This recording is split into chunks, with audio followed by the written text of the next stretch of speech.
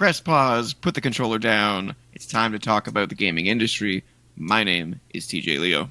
And I am, as always, Andrew. And you made sure to confirm that before we started. There's a bit of uncertainty. We don't know who we are. No, I could be Bob. Do any of us truly know who we are? I could be Owl Bastard. Oh no, we can't talk about that yet. We haven't put out that video yet. They'll never know. Well, they will sooner or later. That's true. They can reference this a month from now, or however long it takes. They're going to be very confused until that goes up. Gotta leave them with a little something. Yeah. A little something. This is episode 13 of Press Pause, a gaming podcast. How are you, my friend? Good. Yeah. Good week. Just trying not to crack up over Owl Bastard. we recorded something a few days ago. It'll be out when it's out, but we had fun. We had a lot of fun. We kind of lost our minds towards the end.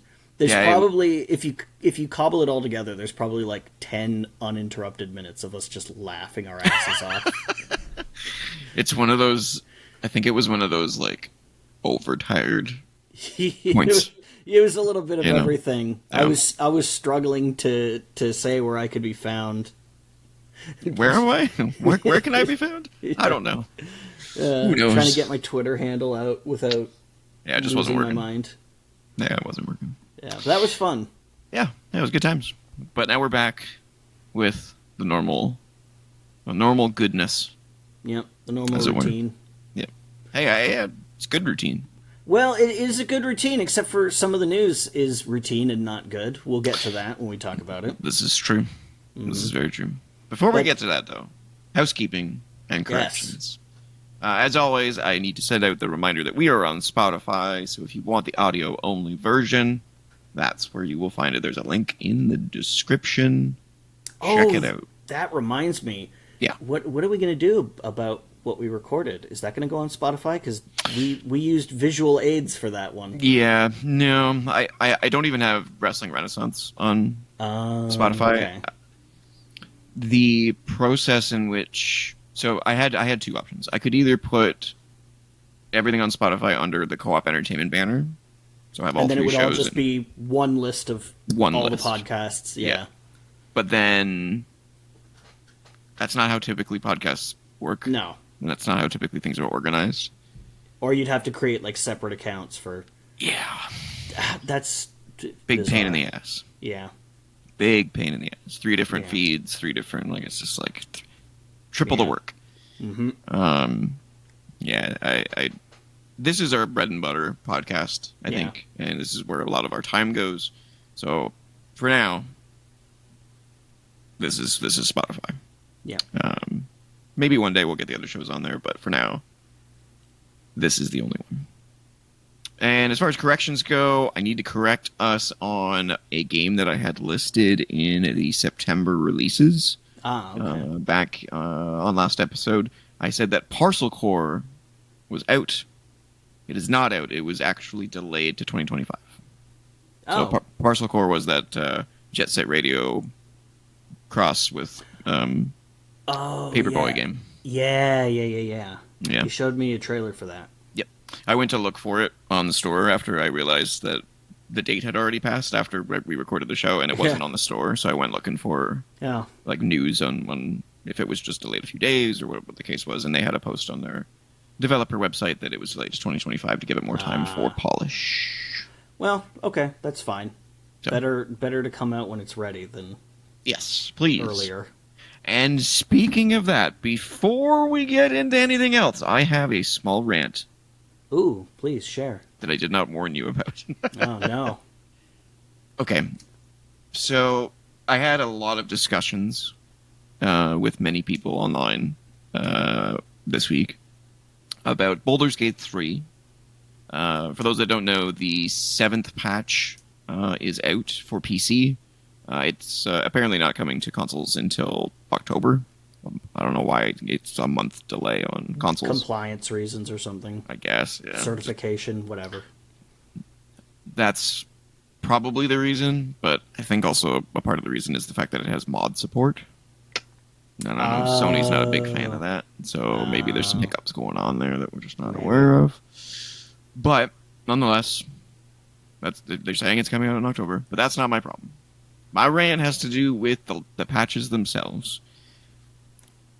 Since launch, Baldur's Gate 3 has had, as of now, 7 patches that include over 4,000 bug fixes, tweaks, changes, and most importantly, additions. Additions that include more story, new endings. That latest patch is new endings. New endings, an expanded ending, additional features, UI improvements, quality of life improvements, difficulty mode additions, added combat features, and way more. Sounds like I was right to wait on this. That pisses me off.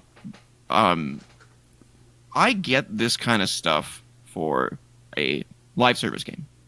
Makes total sense. Mm-hmm. But this game was in early access for over a year, and now it's been out for another year, and it's basically still not finished. Yep. That's stupid for a single-player game. I'm sorry. I hate this shit. And so there's the but, right? I had this discussion with so many people, and they're like... It's turned out pretty well for them. It has turned out pretty well for them, and they're like, don't be FOMO, which is the term everyone's using these days for fear of missing out. And that's not my point. My point is, for the most part, single-player experiences, I can buy it day one, and aside from some bug fixes and maybe some smoothing around the edges, it's the game. It's the complete experience that I'm going to get 12 months from now.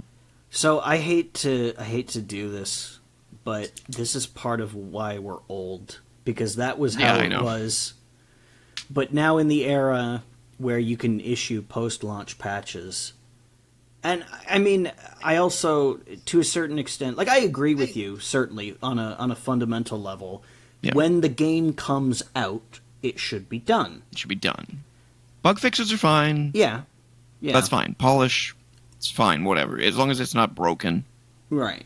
Smooth out the issues, but games take so long to make. They take so much money to make these days. We are past the age of when, a quote unquote AAA game could be made by a dozen people. Like you look at sure. you think like of 1,000 people. Yeah, what's a AAA game on the NES? Super Mario Brothers. How many people worked on that game? I have no idea, but I can tell you it wasn't 100 people or more. Yeah, no. It was like probably enough people to fit in a car, right? Like you probably had the guy in the driver's seat is the programmer. Oh yeah, we could look it up. How we many could absolutely look it up. I will keep talking. You could have the driver be the programmer, front side passenger be the composer. I guess that would be Koji Kondo in this case. No, Hip Tanaka? Hip Tanaka, I think. There was 5 people who made Super Mario Bros. So it was literally the passenger capacity of a sedan. Yeah. Shigeru Miyamoto, Takashi Tezuka, Toshihiko Nakago? I should have been the one to look this up. Nakago. Kazuki Morita, and Koji Kondo. Oh, yeah. So Koji Kondo was on it. Okay. Mm-hmm. I know Koji Kondo was the composer for Zelda, but I sometimes forget. He does a lot of Nintendo stuff. Yeah, he does a lot of Nintendo music. I sometimes forget for the other games, though. But yeah, there you go. 5 people for the most famous NES. Well, I mean, I guess you could argue Legend of Zelda is maybe more famous. But I mean, I think Super Mario Brothers is what everybody thinks of. Because it was the pack-in title. Yeah. Yeah. Even people who don't play video games know who Mario is. Yeah. That would be the AAA game for the NES, and that was the standard, and it was made by 5 fucking people. 5 people. Right? Yeah. You can't make what is now a AAA game with that many people. You can make a game with that many people. You can have one person make a game. Yeah. But to get to the level that is now considered to be the big boy release, you can't. And at some point, you got to get the game out in order to start making money. And I completely understand that. Yeah. But the game was in early access. Why didn't it stay in early access? You know what I mean? And that is this sort of issue with early access, is that some games stay in early access for frickin' ages. Years. Yeah. I mentioned, I don't remember if it was last week or some other time, probably multiple times, PlayStation Home never left beta. It was available for, 3 or 4 years? Never left beta. Have you ever heard of 7 Days to Die? Oh, yeah, that just came It literally just came out. It's been recently. It's been in early access for 8 years. Possibly more. Possibly more, yeah. It's insane. Yeah. And some games don't leave early access. They're just kind of perpetually there. Some games die in early access. A lot of games die in early access. A lot of games. The Culling 2. Basically, all of those games trying to build on the Battle Royale success after the deciders had already been decided. That was a weird sentence. I didn't think that through. That's okay. But all that stuff makes sense to me. But I also look at a game like every Nintendo first-party release that comes out. Those are you get the finished complete. product. Those are pretty much done when they come out. Every Sony first-party product you get is done. The Last of Us is done. You don't get extra features. You might get DLC. Was Lair first-party? I hate to bring up Lair again. Lair was developed by Factor 5, right? But it was. I think it was second-party. Okay, it was exclusive to the PS3. Yeah. But I mean, that's fine. But that was also, like I said, that was also an online. Oh yeah, that's true. Kind of game, right? It was multiplayer focused. Let's say, right? Yeah. I gotta stop thinking about Lair. Lair makes me sad. Yeah, Lair is a sad thing. That the early PS3 generation in general is a sad thing to talk about. Oh man. But yeah, I had some people agree with me that it's kind of ridiculous that a single player game is, after a year after its release, is still not finished. Yeah. And mostly my complaint is that I played it on day one, and I've missed out on all these things. So I really want to go back and play it again. But it's a fucking long game. But it's like a 150-hour game. Yeah. And I don't want to do it again and then keep releasing stuff, and then I miss out on more. Like, at what point are you going to stop doing it? When are you going to say, it's finished? Because when you say it's finished, I'm going to play it again. You know what we do? Next year, you and I, we co-op it. That would be great. I don't know if it'd probably take us five years to find time to do it, but we could do it. Wait, is it cross-platform? Not yet. Oh, wait, but you'll have it on. If you have it, you'll have it on PC then, won't you? Wait, what do you? My PC cannot run that thing. There's no way. Oh, right, because the patch isn't out on consoles yet. The main game is. Yeah. But no, like the crossplay patch isn't out yet. The crossplay wasn't in this patch. It's in the next patch. Oh, okay. So there's another patch coming, which will probably be 2025. Probably. That'll be perfect. Ish. Yeah, I just aside from it should have been there at launch. I even if it wasn't there at launch, a year and a half later. Yeah. I don't get me wrong. BG3 is just an insanely amazing game. It really is amazing. Mm-hmm. But can you finish it at some point? Can you say it's done so that I can play it again? And people are like, "What do you care? There's 17,000 endings in the game. You could play it as many times as you want." And I'm like, some people don't have. There are not enough hours in a human lifespan to. Some people don't have 5,000 hours to play this game 17,000 times. Like, it's just. Yeah.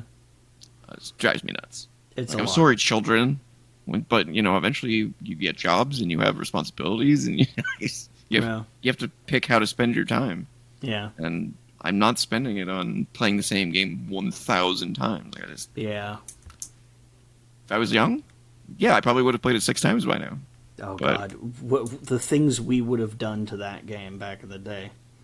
The games that I would play today, in general, like I would play Sea of Thieves with people. I would play all these kind of crazy games. Mm-hmm. Anyway, I just needed to get that off my gamer chest. Yeah. You said you didn't really have anything to talk about for your What Are We Playing this week? Is that true? Okay. No, I've been busy. For a gaming podcast co-host, I seem to play a lot of games. But Yeah. I'm working, you know. Yeah, it's fine. So. And we still have opinions. Yeah. I played one game, All right. and I mentioned it last week. Nuclear Blaze. Oh, yeah. This was the firefighting side-scrolling game that was on sale for $6. So I was like, Yeah. how can I not play that game? So I picked it up, and it beat it. As expected, it's not a long game. But it is. Was it good? It's okay, so then. good. It's really good. It's not complicated. It is very simple. It's very straightforward.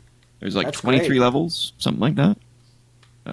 They're all basically just a giant room or intricate set of rooms puzzled out with fire and valves that you have to turn. And This sounds kind of like the firefighting equivalent of Carrion. Did you play that game? Yeah, actually, yeah, yes. Okay, that's cool, In more ways than you know. Oh, really? Hashtag twist. Well then, I will have to. Is it still $6? Yes. Yeah. Well then, at least will on have PlayStation. I don't know if it's on sale on other platforms. I'm going to look up and see if it's on Steam. Yeah. I would highly recommend it. For $6, you can't go wrong with that. I really liked Carrion, and if you're telling me that I mean, you're not playing as an alien. I will No. say that. But it definitely feels similar. Definitely Yeah. lower budget though. It's very polished though. It even looks similar. Yeah, it's very cool. Very very Yeah. cool. Okay. Well, $13. Yeah, that'll be That's an the easy normal purchase. price. Yeah. Yeah. Fucking I won't do that during the show because Just add it to your Wonderful. list. I'm sure it'll go on for 50% on Steam at some point. nah, I'll do that. Like, I need something to play anyway. All right, it's cheap. It also has a really cool. So when you beat the game, I'm not going to spoil anything since you're going to play it. But once you beat the game, it has a. You actually see it in the menu, so it's not a spoiler. But it has a new mode that you unlock when you beat the game called Hold My Beer. Oh, And it's basically you play the game again, but it's entirely reworked, and it's much harder. okay. And I'm not saying it's like it's the same game, but you take more damage or there's more fire. Or, No, there's something different to it, I guess. the whole game has changed. Okay, You I like that. replay the same thing, but you take a different route. Because when you're playing through the first time through the game, there's doors that are locked that you just can't open for whatever reason. Oh, so And then these when you- get New Game Plus. Yeah, when you they're play the unlocked. second time around, you're like, oh, I'm going to go through this path this time, and it's a much Okay. harder path. Oh, I like that. And they've added other things. Okay. And I think the story is like continued. Okay. I haven't beat it on the Hold My Beer mode, so I don't really know specifically. But I was getting vibes that something was But amiss. there's more. That there was more to it than just. That's a, cool. That's game. cool. I will probably buy that right after we're done recording. I will say that the final boss was very very difficult. I mean, it's the final boss. It ought to be. I may have had to tweak the difficulty a little bit in order to beat him, but it was still fun. And yeah, so that's what I played. I haven't really played anything else besides Helldivers. It's kind of the norm at Yeah, this point. continue to play that. However, some cool news. Ooh. I talked last week about. Was it last week I talked about Fan Expo? Or the week before? I don't know. I was a while ago now. Yeah. So I met Victor Lucas from Electric Playground. Mhm. I also entered into a contest from Electric Playground. Oh, I did see this. I may have won said contest. Yeah. Yeah, I won a copy of Star Wars Outlaws for PlayStation 5. Ooh, way to go. So that'll be here next week. They're shipping it to me from Manitoba. Excellent. So I'll be able to play that and give my thoughts on that, because I know that game is in the zeitgeist right now. Maybe not in the best way. Yeah. I'm hearing some mixed things. Some people are like swearing by the game, and other people are like, ugh. I'm going to be honest with you. Know absolutely nothing about it. Nothing at all? I've been out of the whole Star Wars everything for a while now. Super brief synopsis is it, I think, takes place between episodes 4 and 5. Okay. And you play as this woman who's, for all intents and purposes, a Han Solo Type.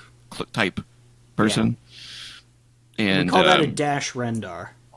No, he's not a Jedi or like anything. No, don't you remember Dash Rendar from Shadows of the Empire? Yeah, who's basically just Han Solo. Yeah, she's much different. Obviously, some okay. flavor, but like she's an outlaw. She's a I don't want to say a scumbag, but like a person of ill repute. A person of she's involved with Jabba and some shit. Yeah, okay, she's in the shit then. Yeah, she's in the shit. I don't know much more specific than that because I kind of once I realized that it was an open world sort of third person RPG, action RPG. I was like, yeah, this is my bag. So I'm not gonna say. You have a little critter named Nyx that follows you around. Sure. He does things for you, or she. I'm not really sure. You travel to different planets. You have a ship. It's very I don't know. KOTOR. Well, no, not that hardcore. Hardcore. It's more like Red Dead Redemption. Oh, okay. I like the sound of that. Yeah, third-person shooter, RPG mixture. Oh, so Mass Effect. Well, vaguely. I haven't played it, so I don't know for sure. I from the vibes that I'm getting from the trailers and everything, I think more Red Dead Redemption. Maybe a little like RPG in terms of like maybe there's some skills and stuff you unlock. Oh, okay. Not necessarily that there's like skill tree type stuff. Yeah. Okay. I don't know whether you decide. I mean, you do. There are dialogue options and stuff like that. I don't know if it makes any difference in the actual story or anything like that. So. Okay. But yeah, so it looks pretty cool. Can't wait to play it. Super pumped that I won a contest because I've never won a contest before. Yeah, well, it sounds like a good thing to use that license for. Yeah, it's the first open world Star Wars game. Yeah, unless you count KOTOR, which I don't. Which is, really... I mean, it's open-ish. It's open-ish. You can go between different worlds. You can go in the areas that are, accessible. Yeah, there's also the Old Republic. Oh yeah, the online game. Everyone always forgets about that game. What about Star Wars Galaxies? That was a thing. That was a thing. Yeah, I have a copy of it right behind me. Oh really? Yeah, I never played it. I played it until it got shut down. Oh. Actually, no. I played it until they made a bunch of changes, which caused it to lose all of its player base and then shut down. Yeah, but yeah, I'm excited to play that. So that's really cool. All right, let's move on. Do you know what time it is? Why don't you tell me what time it is? It's letter time. It's letter time. And guess who wrote in again? Is it Nicholas Pickles saying that we're getting sued for using that jingle? That would be cool, actually. I would appreciate that. Would that be cool? Saying, hey, we're suing you. What? I haven't made any money off him, so I don't think you can sue me yet. Is it an old school legend? It is an old school legend. Ah, my favorite type of legend. He writes in and says, thoughts on using cheats in gaming? Yay? Nay? Depends on the situation. My first thought when... Yeah? Sorry, go ahead. No, you want me to go? Okay. Go. I have a very simple answer for this. If it is an online or a multiplayer game, no. If it is single player, offline, do whatever the fuck you want. Yeah. I will say that the art of cheats is basically dead. In single player games. I mean, there's back in the day. Oh my god, the experimentation I used to do with the Game Shark on the PlayStation. Yeah. Oh man. Game Shark, Game Genie. Yeah. Some games had tons of built-in cheats that you had to figure out, like up, down, the classic, up, down, left, right, A, B. Pro Action Replay if you're in the UK. Pro Action Replay. Oh yeah. Yeah. It's a deep cut. Yeah.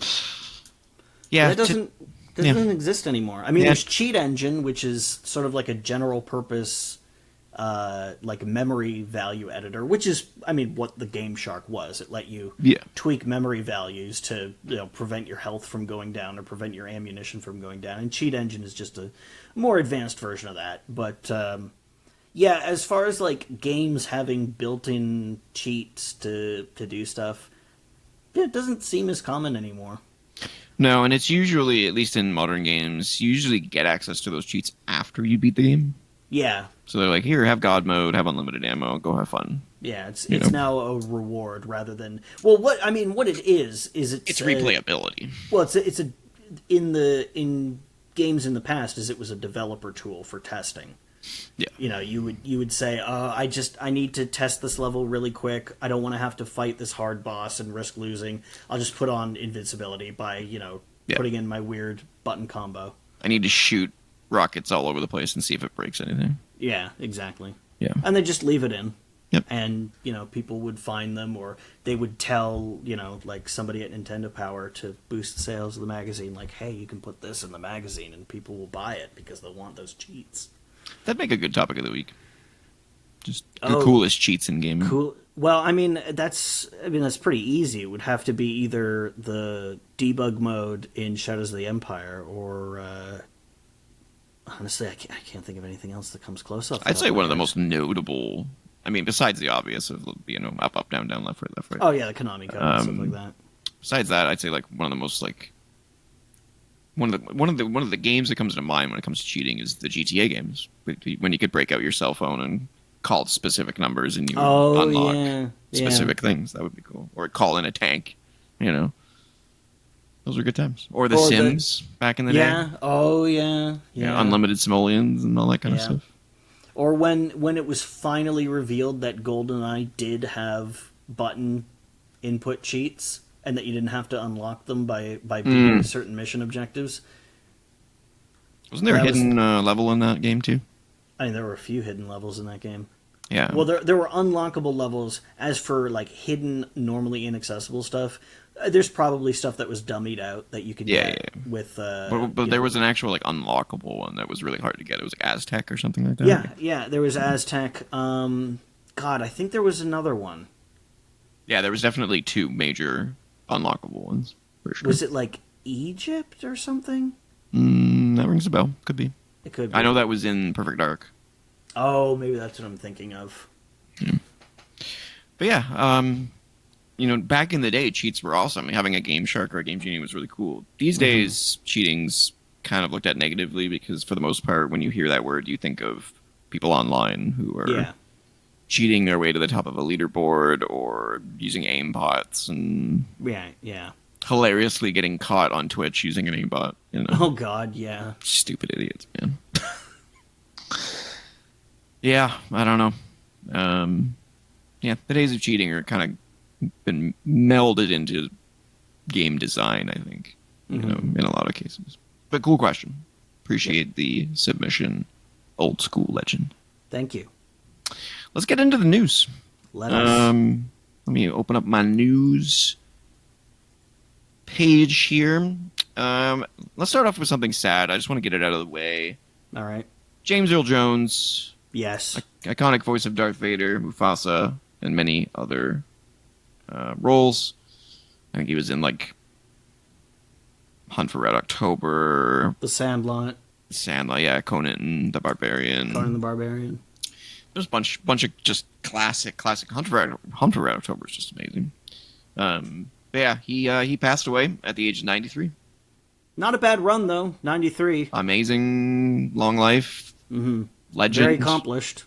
Not a whole lot to complain about there. Whenever somebody at that age and at that level of success dies, and people are like, "Oh, I'm so sad," I'm like, I get it, but he lived a good life. Can you really say that they left any stone unturned? Yeah, exactly. That feels like winning at life to me. You managed to live that long and you managed to have that much success. That feels like congratulations, you did it. I would agree. I think he definitely won at life. Fantastic actor. I don't have much to say other than rest in peace. Amazing guy, and thank you for all that you did. Not really gaming related per se.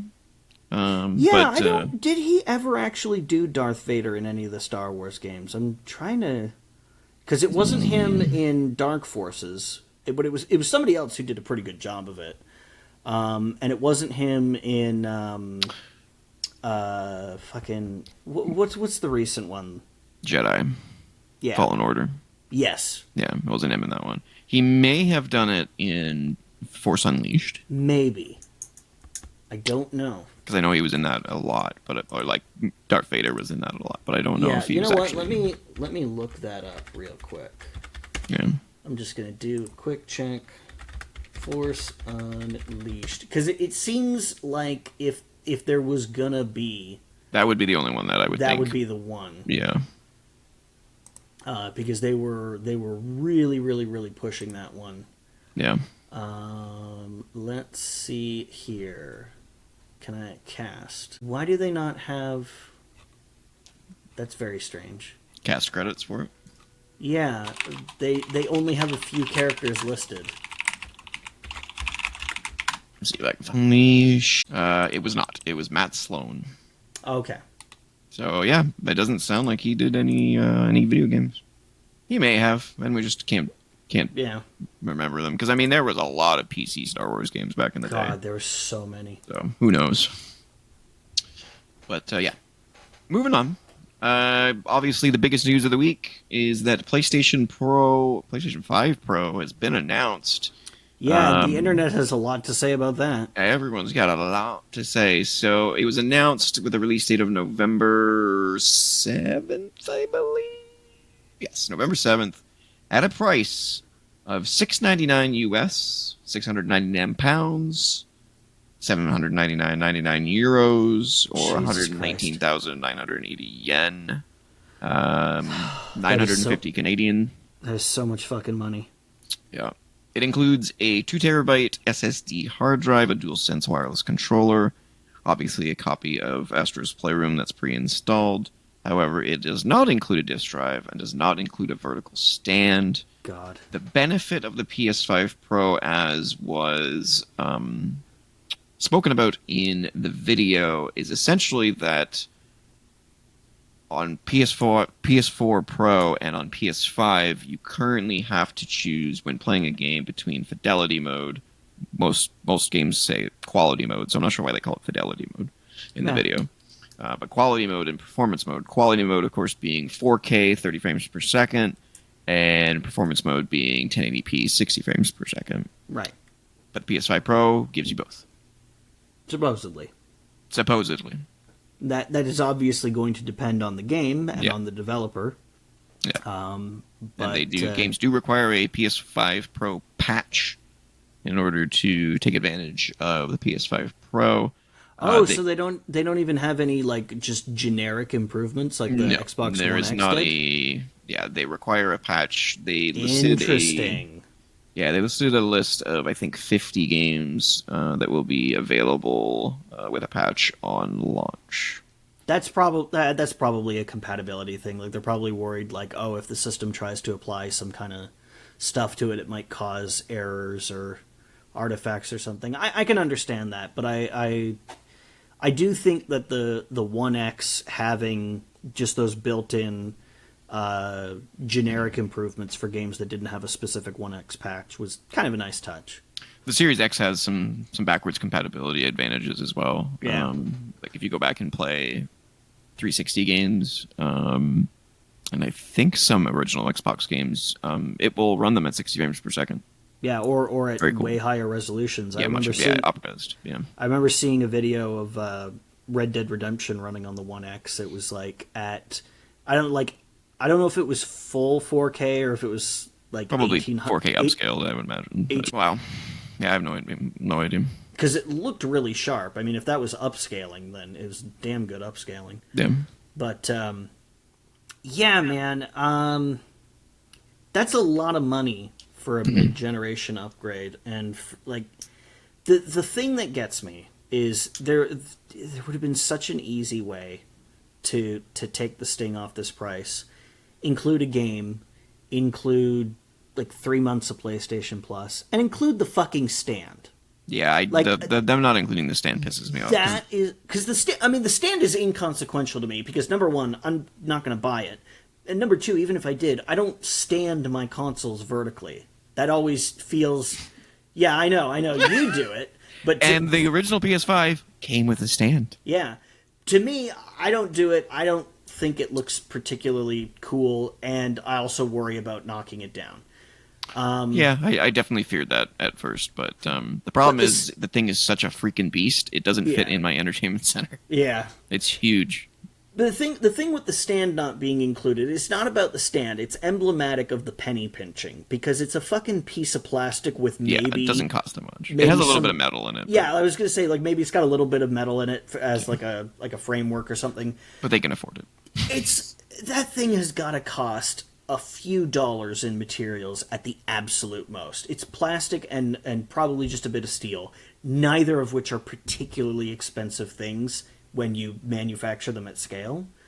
So for you to be charging $700 and to say we're not even going to throw in the fucking stand, that is the cheapest fucking shit. That's like if you were to buy a brand new flagship phone, like you were to get one of those folding Samsung phones that costs like $1,200, and it doesn't even come with a fucking USB-C cable in it. You might not know this. Oh? But the PlayStation 5 controllers, the ones that you buy separately, don't come with a USB charging cable. Well, but the thing is, the console does, but not the... That sucks. The controllers are not hundreds and hundreds of dollars. I still think that they should come... Well, the controllers are getting more expensive. They're like $90 after. They are, but plus tax in Canada. I can at least understand... But it's just a cable. It's just a cable, just put it in there. I remember buying, like, everything I bought back in the day had an Ethernet cable in it. Yeah. You know what I mean? Yeah. I mean, maybe it's just when I'm looking at that in comparison to the PS5 Pro not coming with a stand. Like, that is such a massive They're both amount stupid, of cheapness that everything else kind of pales in comparison to it. Yeah. It's just... And, like, I'm not saying that the PS5 is a bad deal if you don't already have a PS5. Yeah, I mean, if I never bought the PlayStation 5, I might consider the Pro, but at $950, I'm still not convinced. Yeah. You know? Like, it's not worth it to me. It's not worth it to me. It's just not worth it to me. Yeah. And I'm the person that you would want to get with that, because I'm not plugged into the PlayStation ecosystem. The most recent PlayStation I have is a PS3. I bought the PS4 Pro. Yeah. I'm not going to be buying this. It's just ridiculous. 950 Canadian dollars for a 3 to 4 year console, and then the PlayStation 6 is coming in. Yeah, and I see people saying, "Oh, well, if this was if you could get a computer for $700, you'd think it was a great deal." Well, yeah, because the fucking Windows computer can do so much more. It does a lot more, exactly. It doesn't just play fucking video games. No, it does everything. Yeah. Which is what the slogan for the PS4 was. No, the PC actually does everything. Yeah. Yeah. Christ. Yeah. Some further reports about the PlayStation 5 Pro have come out, reporting that the console supports VRR and 8K. Yeah, but doesn't the standard PS5 support that? I don't know. It should. I mean, it's got an AMD, well, not a GPU, but it's an AMD processor with the graphics built in, so it should. They added it as a feature in April of 2022. Okay. So it came eventually, it looks like. There is a list of games here that will be PS5 Pro enhanced. So I guess on the physical copies of the game, there's going to be a little thing on the box. Yeah, it'll say probably PS5 on the disc. Yeah. These games include Alan Wake 2, Assassin's Creed Shadows, which is not out yet. Yeah. Demon's Souls Remake, Dragon's Dogma 2, which is kind of a big one because that game runs like shit. Yeah. Final Fantasy VII Rebirth, which apparently also runs like shit. Yes. It apparently looks and runs a lot better on the PS5 Pro. Yeah. Gran Turismo 7, which adds ray tracing reflections, which is pretty cool. Yeah, that was one of the things they showed in the video, wasn't it? Yep. Hogwarts Legacy, which also includes great ray tracing. Horizon Forbidden West, which that game already looks just like maybe the best looking game I've ever seen in my life, and it does look pretty nice. Yeah. It's I played it to death, and it's fantastic. I've been meaning to get back to it because I never got to play the Burning Shores DLC. I do want to get back to that at some point, but maybe I'll wait for PlayStation 6 when it's triple enhanced. Marvel Spider-Man 2, Ratchet and Clank Rift Apart, The Crew Motorfest, which is weird. Really random game to have that. Mm-hmm. Is the first party game? No, that's a Ubisoft game. Oh, okay. The First Descendant, which is a free-to-play game, I think. Mm-hmm. And The Last of Us Part 2 remastered. Of course. Yeah, I thought it was also kind of funny that a few of the games that they showed during the presentation were PS4 games.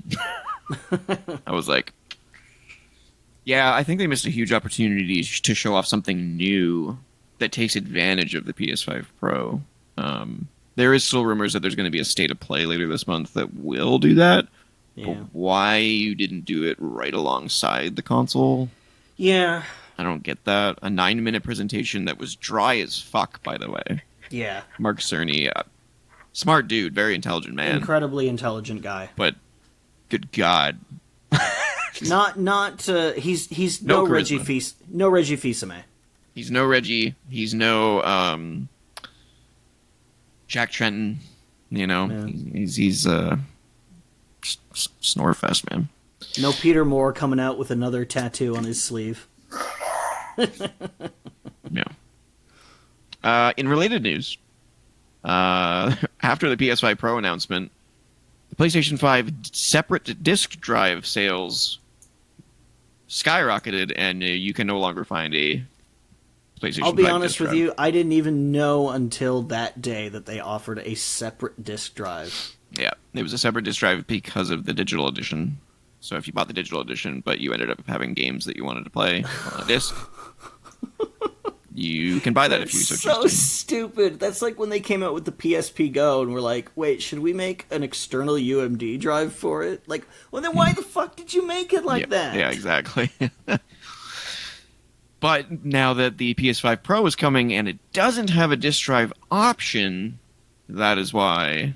Which for fucking $700 is another thing it should have. Yeah, and so not only can you not play your disc-based games and would have to spend another $80 on top of the already ridiculous price to play those disc drive games, this thing can't be your Blu-ray drive, like your Blu-ray player. Yeah. I know not a lot of people use Blu-rays for movies anymore, but I do. Many do. Yeah, I gave up on the physical media movie train a long time ago, but I will never. That's fair. I think they will, though. I don't know if you've been to Best Buy recently, but they no longer sell. Yeah, I have media. Actually, and I know, but that's not going to stop fucking me from getting them online, Amazon or wherever. Yeah, it'll be interesting to see how long, like, the production studios, Well, I imagine Amazon's probably a big part of that because they make money on every Blu-ray that's sold through their platform. Yeah. I'd be curious to see like sales numbers for Blu-rays these days. Yeah, it's kind of. I mean, they definitely look amazing. I will not. Yes.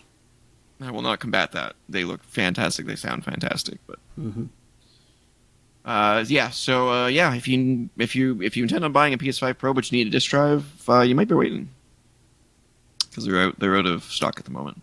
And then finally, on a similar note, Sony has quietly introduced a price increase to the PlayStation 5 DualSense controller worldwide. Fuck off. So they're all $5 more than they used to be. I mean, that's not too much, but still, fuck me, man. Like, they're already expensive. One more little thing, like they couldn't even say, "Oh, we'll take $5 off because we're not including the stand." No, we're not including the stand, and we're gonna fucking charge you $5 more for the controllers. Fuck them. Yeah. Did Concord bomb so hard that they need to recoup the loss? That they need to recoup the loss through this maybe couple $100 million down the. Couldn't have helped. Yeah.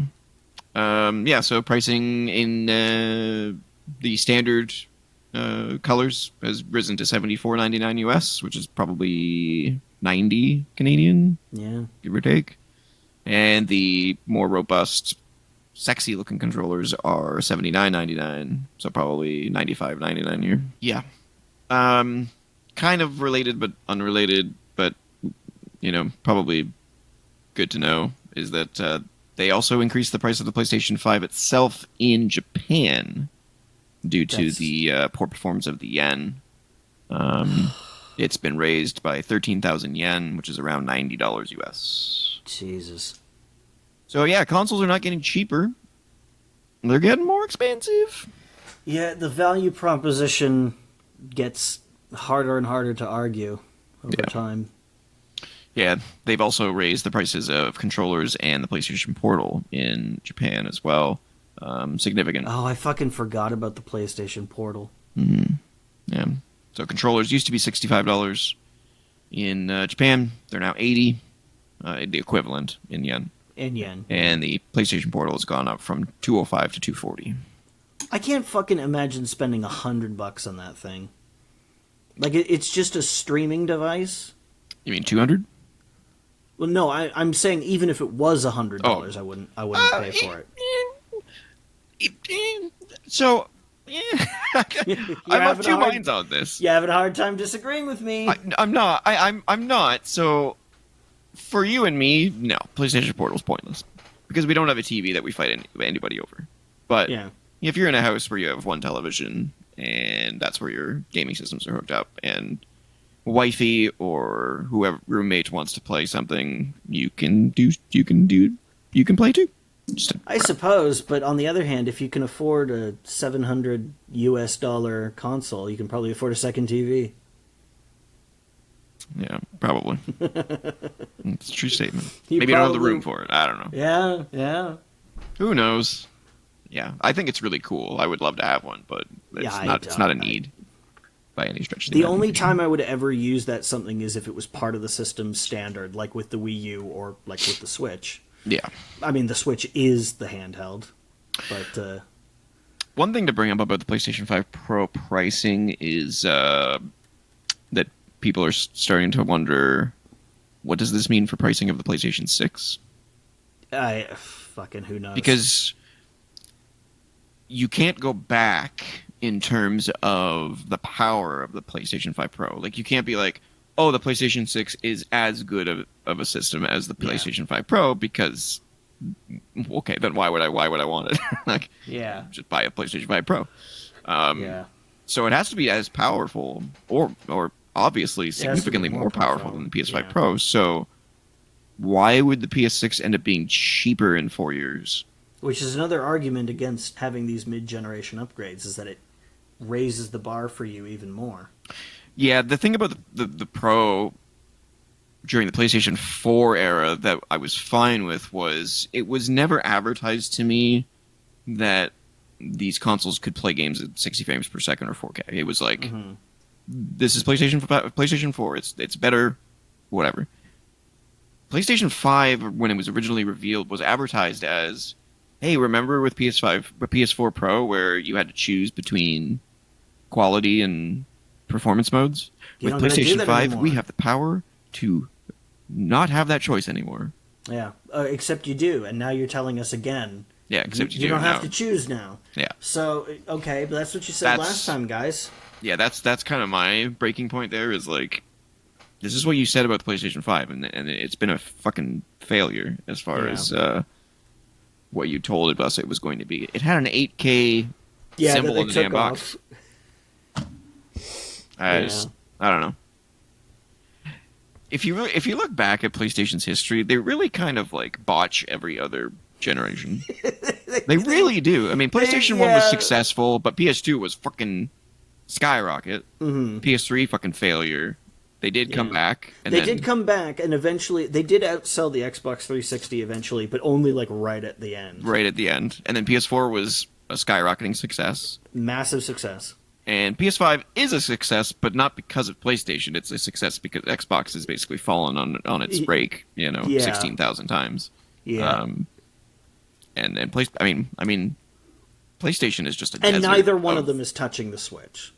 No, and which is a system that's 8 years old, you know. And Switch 2's coming soon, which I think is going to be hilarious when Switch 2 gets announced and it's $399. Well, yeah. And everyone's like, what? Holy crap, that's cheap. Yeah, Nintendo's figured it out. Well, I hope they figured it out. Nintendo always seems like they figured it out, and then they fuck it up too. Every other year, they just fuck it up. Yeah, I don't know. It's almost, to me, sometimes it feels like they do it on purpose so that they can make a comeback again. I don't know about that. No, I don't. I mean, I'm sure that's not the case. I don't think anybody would want to have sales like the Wii U did as a gimmick. That piece of frickin' Fisher Price bullshit. I hated that console. I liked the Wii U. I just wish that Nintendo liked it as much as I did and actually supported it better. They couldn't. No one bought it. That's the problem. Oh my god. Okay, let's move on. So yeah, PlayStation 5 Pro. Meh. In better PlayStation news, the PlayStation Plus game catalog editions for September 2024 have been revealed, and the list is pretty good. Oh. We are getting the Plucky Squire for PlayStation 5. Yeah. That's that great looking... Yeah, storybook game. Yeah. 2D, 3D mixture, Zelda-like kind of thing. Yeah. We are getting Under the Waves for PS4 and PS5. I've played that one, if it's the one I think it is. Yes, it is. So it is a... You play this like underwater diver who goes away from his normal life, kind of like Firewatch. Have you played Firewatch? No. Add that to your list. Who goes underwater and lives in like an underwater... Under the sea. What's the word I'm looking for? Rapture? What? Like a rig. Like an underwater rig. I had a very Not different Rapture, no. I had a very different idea. What's that thing that they did you remember the movie The Abyss? Yeah. Yeah, what's that thing that they were in? Like an underwater oil rig? Something like that. Some kind of research station. Yeah, you live in an underwater station and you're sort of tasked with cleaning up the pollution in the area, and there's this big like underlying mystery, and it's very cool. Power wash simulator, but already everything is washed because it's underwater. Yeah, it's much more interesting than I'm making it sound to me. I never beat it. It's a little janky. Yeah. But it's fun. It's really cool. Sounds like Viscera Cleanup Detail, which is also kind of janky, where you clean shit up. I don't remember if you clean things per se. I think you just kind of... I think you might just... I don't know. I can't remember. I think you just might like explore and report back to your person. And he's having this like existential crisis and like thinking about... So it really is Firewatch. Yeah, it's very Water Watch. Yeah. It's Water Watch. Yeah. It's Water Watch. Now here's the question: Is the developer of Under the Waves gonna cry in a dark room because Soulja Boy isn't enjoying one of his games the way he wants him to? Who cares about Soulja Boy? Well, Jonathan Blow apparently did. He got all weepy that that's because it's Jonathan Blow. They weren't appreciating Braid in that Soulja Boy video. Oh my god. Oh, man. that man's strange. Yeah. Also coming to PS4 and PS5 is Night in the Woods. I never played that one. Oh, It's really good, though. Yeah. Also coming to PS4 and PS5 is Chernobylite. Oh, that's that Stalker-like game. Yeah. Okay, good luck with Stalker 2 coming out this year. Yeah, science fiction, survival horror, free exploration, combat, crafting. Yep. Yeah, I heard it was pretty good. It was one of those games that was made when people were like, okay, we don't think Stalker 2 is coming out. Let's just make our own. Someone take advantage of it. Yeah. Some kind of like that Atom Fall game that's coming out where everyone's like, oh, someone made a BioShock game because there hasn't been a BioShock game in a while. I can't speak.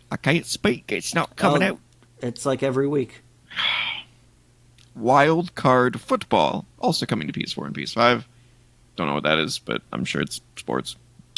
Space Engineers coming to PS4 and PS5. That game is freaking crazy. I don't know if you've ever played that game. No, but I've heard it's complicated. Yeah. I mean, if you want to be an engineer, like complicated, like I tried playing it on, I think it was on Game Pass. And I was like, this is well beyond my intelligence level. I have no clue what's going on. Road 96 coming to PS4 and PS5. I think that's that narrative. Oh yeah, we looked at the trailer for kind that of game. Yeah, like you make choices along the way. I never played it, so maybe I'll pick it up. Ben 10 for PS4. Don't know. Oh, that's a cartoon. So Far Cry 5 game for PS4. Oh, okay. Probably the best Far Cry game, in my opinion. Maybe honestly between that and 3. They all kind of blend together to me. If you play them all, they don't. That series is really kind of like every other game is good as well. Like Far Cry 3 is amazing. Far Cry 5 is amazing. I've played Far Cry 1 and 3 and Blood Dragon, and then that's it. Blood Dragon's amazing. Yeah. Oh, I really like that game. I don't know. I don't know if I would call that a Far Cry game. It was like a 7-hour, 6-hour experience. Yeah, but it was great, the right.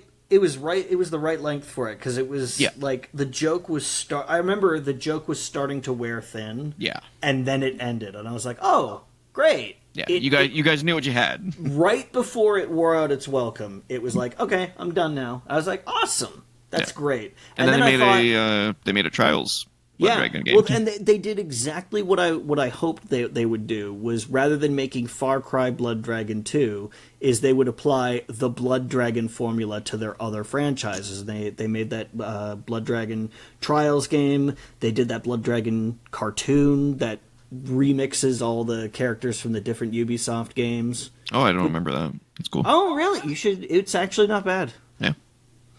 It's on Netflix.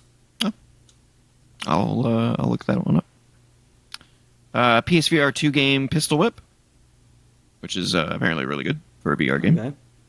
And then some classics. We got Secret Agent Clank, Sky Gunner, and hilariously a game that we talked about very briefly on this show at some point recently, Mr. Mosquito.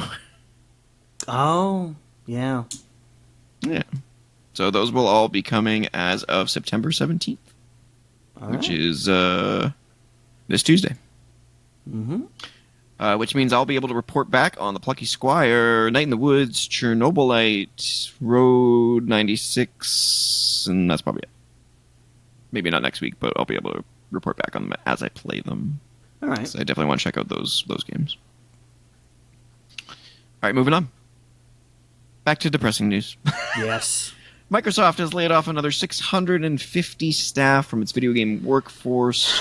Xbox boss Phil Spencer has sent a memo to its staff. However, there is no game cancellations or studios closed at this time. Oh, one of good. That's the silver lining. Yeah. One of the affected studios is the... I lost the link. There it is. The Call of Duty mobile team, which says that the game did not perform as well as they anticipated. Really? I thought Call of Duty Mobile was pretty successful. Yeah, I mean, I guess it was successful, but they're saying it didn't hit as big as they had hoped. Oh, well, it never hits as big as they'd hope. Yeah, I don't know what that means specifically to them, but yeah, it will remain online, but the team is being scaled down, which probably means that game's not going to last probably longer than another year or two. Or it's just going to go into maintenance mode and get no new content. Kind of like Heroes of the Storm. Yep. It just exists. Yep, it's just there. In further depressing news, the entire gaming team at Annapurna Interactive has resigned. Yeah, and I'm waiting for more about that to come out because there's some funky shit going on there. That's a weird thing to they've resigned. Like it's not they were let go. It's they've resigned, so they made the choice to leave. Yeah. So what the hell happened there that they would do that? Yeah. So I have some details here from IGN. I'll just read it verbatim. Go for it. The report, which IGN can confirm based on conversations with our own sources, stated that Annapurna Interactive president Nathan Gary had recently been in negotiations with Annapurna founder and billionaire Megan Ellison to spin the gaming segment off as its own company. However, Ellison eventually pulled out of the negotiations, at which point Gary resigned and almost 30 other individuals, including division co-heads Deborah Mars and Nathan Vella, as well as the entire remaining staff of Annapurna Interactive, joined him. Says while negotiations were still ongoing, Annapurna Interactive announced it had rehired former Epic Games executive Hector Sanchez as its president of Interactive and New Media, and Paul Doyle as its head of strategy. So they're amongst those that are gone. IGN understands that Sanchez was expected to head up Annapurna's gaming efforts in Gary's absence once his part of the company was spun off. With Gary having now resigned, Sanchez has actually taken the lead on that. So he remains. He did not resign. Okay. As Bloomberg reports, and IGN has also confirmed, Sanchez has spoken with partner developers this week to reassure them that Annapurna will continue its existing contracts and replace departed staff. A spokesperson for Annapurna confirmed to IGN that this plan would include both backfilling certain roles while also partnering with third parties to fill gaps as needed. Well, no shit, you have nobody. Yeah. Kind of hard to do anything when you have nobody. You have nothing. Yeah. Our top priority quote is quote, our top priority is continuing to support our developer and publishing partners during this transition. We're committed to not only our existing slate of games, but also expanding our presence in the interactive space as we continue to look for opportunities to take a more integrated approach to linear and interactive storytelling across film, TV, gaming, and theater. So Annapurna Interactive is really, really good. They have published games like Cocoon, which highly recommend to any puzzle fans out there. That game is mind-bendingly good. It's by former members of, I think, the Playdead team, if I remember correctly, who's responsible for Limbo and Inside, two of my favorite games of all time. They've also made Stray, which is that cat game that came out recently. Yep. Neon White, the first-person rogue-like kind of Ghost Runner-esque game. The Artful Escape, highly underrated game. Sayonara Wild Hearts, and many more. Sounds like they took the you guys are not getting spun off news pretty hard. Yeah, so, give it a few months and we'll probably have a new studio open. Yeah. With all those people that left. I have to assume that's what their goal is. They must have been really gunning for that, because that's mind-blowing. That they would all say, "Oh, you're not letting us go off and do our own thing. Fuck you. We're gonna do it anyway." Yeah. They clearly wanted to have a mutual agreement to separate and maybe bring like IP maybe with them. Yeah. Maybe some kind of stake in the new company, but not total ownership. Who knows? Yeah, some sort of continued relationship with Annapurna. But I guess now they're gonna go off, do their own thing, and flip the bird. Yeah. Well, they must have some really strong ideas to do that, because that takes balls. Yeah. I'm sure we will know in time. A lot more about that in time. Yeah. I'm looking at other games from Annapurna Interactive because I see that logo come up on a lot of indie games that are just fantastic. And I'm looking at a list here. Outer Wilds was Annapurna. What Remains of Edith Finch. Oh yeah. The Unfinished Swan. The Pathless. The Pathless was really good. The recently. I really want to play this game, but I need to wait for it to come to a console. Lorelei and the Laser Eyes. I don't know that one. Yeah, looks really cool. Look that up. 12 Minutes. That was the game where you're stuck in a room in a time loop with a 12-minute timer, and you have to kind of like figure out the mystery. I never got into that game, but I thought it was a really cool idea. Yeah. Solar Ash. Gone Home. Oh yeah, the original walking simulator. Ago. Yeah. Yeah. Open Roads. The Last Stop. Maquette, I think it's called. We talked about Cocoon. They have Wander Stop coming. Do they? Still? Yeah. Well, yeah. Well, so I think Annapurna Interactive is just a publisher. I don't think they actually make the games. They just find any indies that they're like, oh shit, you're making a badass game. We want to support you. Yeah. Very Devolver Digital-ish. Yeah.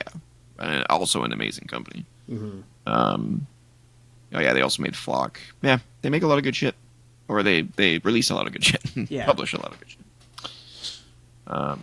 So yeah, we'll see what happens with them. That's a big team to just replace.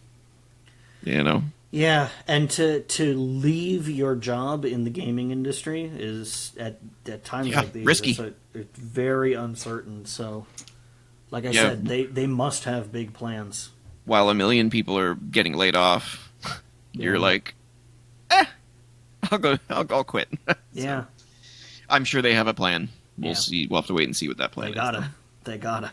Yeah.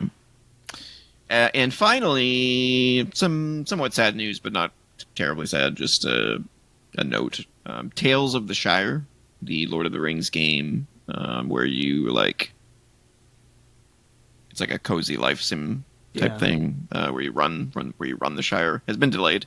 It's supposed to come out this year. It's been delayed to early 2025. Oh yeah, that was in that massive fucking Nintendo Direct from a little while ago. Yeah.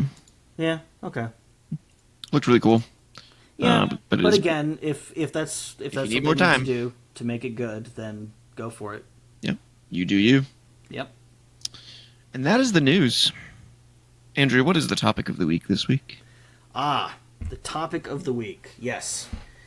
Today, my friend, is an auspicious day because today we celebrate a fallen homie.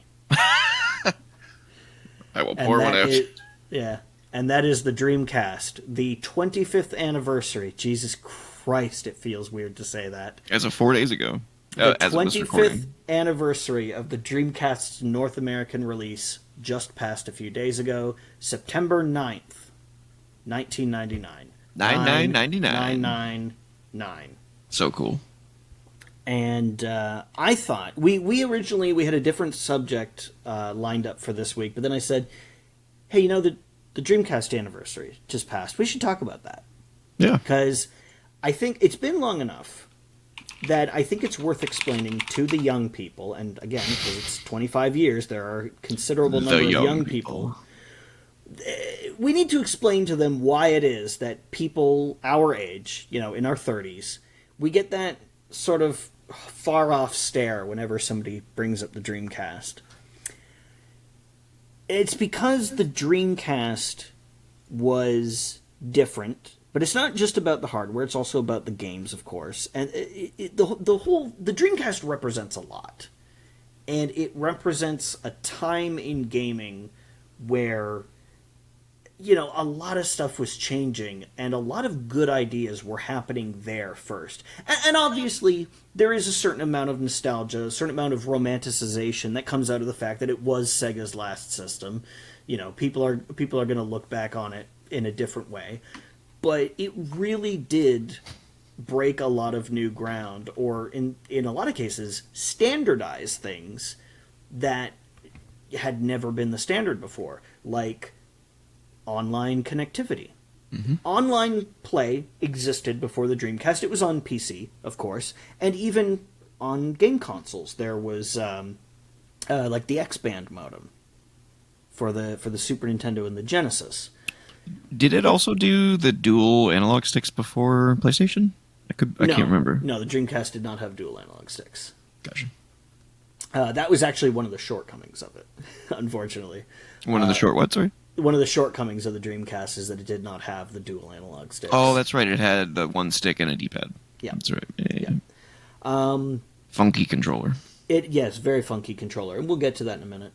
But the Dreamcast came with a modem. It was just part of the system. It was actually molded into the casing as part of its design. Kind of like the 360 hard drive. Slotting it into the side of the system completes the look. And it looks kind of naked without it.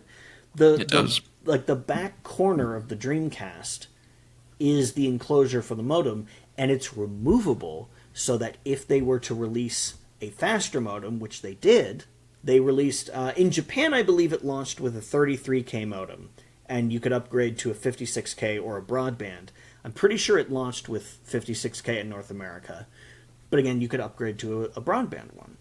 So everybody has online connectivity right out of the box. Now, obviously, you need to have an ISP, which at the time not everybody had. No. People were still... It was the 90s. People were still getting onto the internet. Yep. But it was free play. You didn't have to pay a yearly fee. Or monthly. or monthly. It did not have a universal account system. That had not yet been done. There wasn't even any UI for a store or anything online. It wasn't digital sales or anything like that. No, that was there wasn't really a lot of persistent storage on the Dreamcast, but there was DLC. It did exist. Yeah. Sonic Adventure 2 had DLC for the Chow Garden, which is not exactly the most compelling in the world, but it was there. You know, it existed. It did exist. And there were good online games on the Dreamcast. Phantasy Star Online, man. That was the first online game I ever played. Yeah, amazing game. There was also a bunch of sports titles were online too, I think. Yes. Sega had their own sports division, and made a bunch of games. That was actually, I believe, a point of contention with EA because, you know, EA was trying to get the licenses for all the big sports leagues. Yeah. And they couldn't get exclusive licenses because Sega was also doing stuff. Yeah, the 2K games were huge on Dreamcast. And man, like, also just imaginative games. You know, I think a big part of what made the Dreamcast special is that developers now had the power to do what they were thinking of. Because you play a game on the PlayStation, you play a game on the N64, it does kind of feel compromised to what you think the vision probably was. Mm-hmm. But then you play something on the Dreamcast, and it feels like it's much closer to what they wanted versus what they could do. Like, you look at something like Shenmue, where you can go into a store and see individual items on the store shelves and pick them up and look at them. Like, Ryo holds them in his hand, and you can turn it over and look at them. Like, that's awesome. Yeah, the Dreamcast was much more akin to the power of, like, the PlayStation 2, GameCube, OG Xbox. Yeah. Slightly under those, I think, but yeah, it pretty was close. Yeah, but definitely far more advanced than its contemporaries. And I think Shenmue was a classic. Yeah, and I think probably critically, maybe not commercially. Well, yeah, no, they didn't but critically much better received than the Saturn. Yeah, definitely. And it, like, so many really inventive games. Crazy Taxi. Well, and it was technically an arcade game. Yeah, but that's the other thing. We'll get to the arcade ports in a moment. That's a whole other thing. But you had games. I brought up Toy Commander in a previous episode, which was a game where you're flying around little toy, like, planes and jets and helicopters and stuff, and you're doing, you know, aerial warfare in the living room or the kitchen or the bathroom or the bedroom. You know, it's just rooms in the house. And it looked great, and it was fun. And I played it recently. I played it a few days ago because it was the first Dreamcast game I ever played. And I was like, oh yeah, I should play this if it's the Dreamcast anniversary. Still fun. Yeah. You know? Wasn't there a puzzle game, really popular puzzle game on that? Oh, Choo Choo Rocket. Choo Choo Rocket, yeah. Yes. There was also Sega Swirl, which I think that was part of, like, their online package. It was like a side thing that you could play against other people as part of. Was it part of the browser disk? That's another thing it did. It had a web browser. It had a browser, yeah. Yeah, I used to use that web browser. That's so just funny. because it was just because it was cool. It was there. It was new. It was funky. It also had a keyboard. Yep. I believe it had a mouse. I never owned the mouse, but I did have the keyboard because I liked to play Phantasy Star Online. And you got to chat with people. It made communication a lot easier. Power Stone is a game we've talked about. Did you talk about the memory card? Oh yeah, I got to talk about the VMU. So the VMU, the Visual Memory Unit, was it was unnecessary. It was a gimmick. They were really throwing shit at the wall and seeing what stuck. And the VMU, maybe not so much, but it was a memory card, a pretty chunky one that you slotted into the controller. And it had a little LCD screen on it. Not anything special, just a little black and white screen. No, like a Tamagotchi kind of screen. It was like a Tamagotchi. Yeah. And in fact, you could use it like that. If you had Sonic Adventure or Sonic Adventure 2, you could put your little Chow virtual pets on there and take them with you. But it would show you things like in in the Resident Evil games that were on there, like Resident Evil 2 and Code Veronica, it would show you your little EKG health readout. In Tony Hawk's Pro Skater, it would show you little messages, like when you bailed, it would be like, or sick, or ouch, or, whatever. I think it did something for Seaman. Oh, you know what? I didn't actually play Seaman. No? No. You're not missing out. That's it was weird. Yeah, well, I mean, being weird was the point of it. Yeah, it was basically a Tamagotchi, but it was a fish. It was a weird fish with a face. With a human face, and it talked to you, and you can talk to it with like a microphone attachment that the game came with. Yeah. Was that before Hey You Pikachu? Because it might have been. Let's look that up real quick. That's a good question. I mean, they both sucked. Well, yeah, well. They both didn't have good speech recognition. Yeah. But it would be interesting to find out if they both came out similar time. Seaman says July 29th, 1999. So obviously that was in Japan. Japan, man. And Hey You Pikachu. Okay, so Hey You Pikachu was actually in 98. So Hey You Pikachu did... Oh, Hey You Pikachu came out on my birthday. Cool, I guess. 98? Yeah. But still. Arcade games.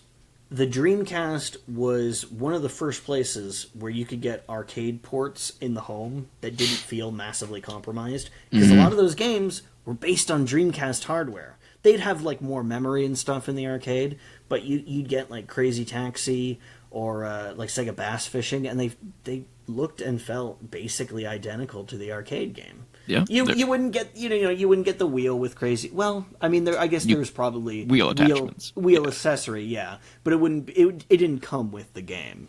Oh no, but there was great arcade classics on there. There was you mentioned Crazy Taxi. There was also Hydro Thunder. Hydro Thunder, yes, the racing game. Still great today. It's an amazing game. So good. Still looks really good too. Yeah, it does. It's crazy. It's actually really impressive how good the water in that game looks. Even on the PS1 version, which looks like crap in a lot of other regards. Yeah, but it looks amazing on Dreamcast. But the water's like, this looks like, why does the water look so good on the PS1? I've got a copy of it on 360. It's really, really good. Yeah. There was also Daytona USA. Oh yeah, and a good version of Daytona USA. Yeah, on the Saturn. Version. Yeah. House of the Dead. Yep. Typing of the Dead. Yeah. One of my personal favorites. I love they run in with the little keyboards that are strapped to their shoulders and stuff. They went all in on that gag. I love it. Yep. Absolutely fantastic. There was other good games. I'm not sure if they were based on arcade, but there was Ready to Rumble Boxing. Remember that one? Yeah. That was really good. They had Quake 3 Arena. They did. On Dreamcast. There was that, was it MDK? MDK, yeah. Yeah. Obviously they had Soul Calibur, which was a revolutionary fighting game. Jet Grind Radio. Yeah. It's fantastic. Yeah. You already mentioned Resident Evil Code Veronica, which I'm surprised hasn't had a remake yet, but I'm sure it will. Yeah. Obviously, Marvel vs. Capcom 2. Yep. That was kind of where that game... Street Fighter Alpha and Street Fighter 3. Yep. Yeah, they all kind of made their debut on Dreamcast, if I remember correctly. Yeah, from a console perspective. Yeah, well, there were home versions of Alpha before that. I don't think there was a home version of Street Fighter 3 before the Dreamcast. No, and definitely not Marvel vs. Capcom. That came way later.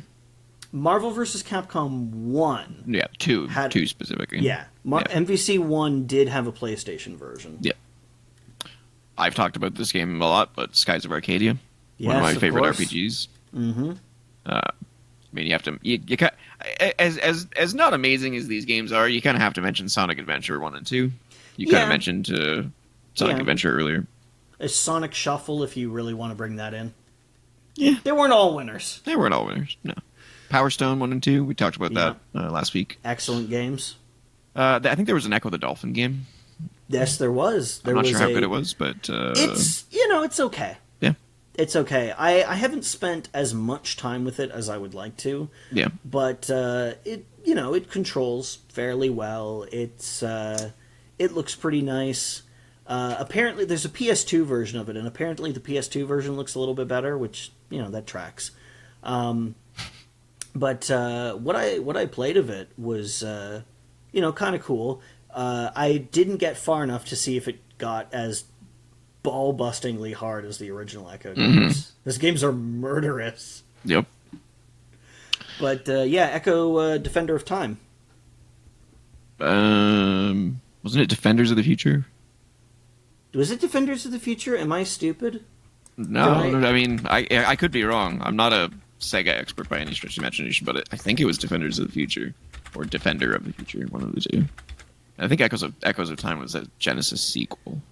I think you are correct. It was Defender of the Future. I fucked up. Oh, I don't know why I know that because Echo the Dolphin. This is my topic of the week, dude, and I fucked up one of the first party. Oh no, that's fine. Oh, that's embarrassing. All good. At least conversational podcast. You called me out on it, and you got it right. Hey, that way we don't have corrections next week. Yeah. There was also game with beautiful water, by the way. Yeah, absolutely. There was also a really good UFC game. I think it was like one of the first UFC games was on Dreamcast. Yeah. And obviously they had a bunch of Sega stuff like Sega Rally, which was really good as well. Sega Rally, Sega GT. Oh, what was that music game? Oh, there was two of them that I'm thinking of. There was a space one. And Space Channel 5. Space Channel 5, yeah. Which had Michael Jackson in it. Oh, really? I did not know that. Yeah. And there was also the drum one. It was like a shaker. Samba de Amigo. Yeah. That came out. That came out on other systems. I think a Wii version of that came out as well, and you would use the Wii controllers to. Of course. Yeah. Well, I mean, it makes sense. You don't have to buy extra attachments for it. Yep. Dead or Alive. Another. Oh game. Yeah, Dead or Alive. Yeah. Oh god, the beach volleyball one. No, that was on the Xbox. Oh, was it really? Yeah, that was on the Xbox. This is the real Dead or Alive, the fighting game. That's hilarious. You brought up Quake 3. You know what else was on the Dreamcast? Fucking Unreal Tournament. Oh yeah, didn't they do Unreal Championship? Or maybe that was Xbox too.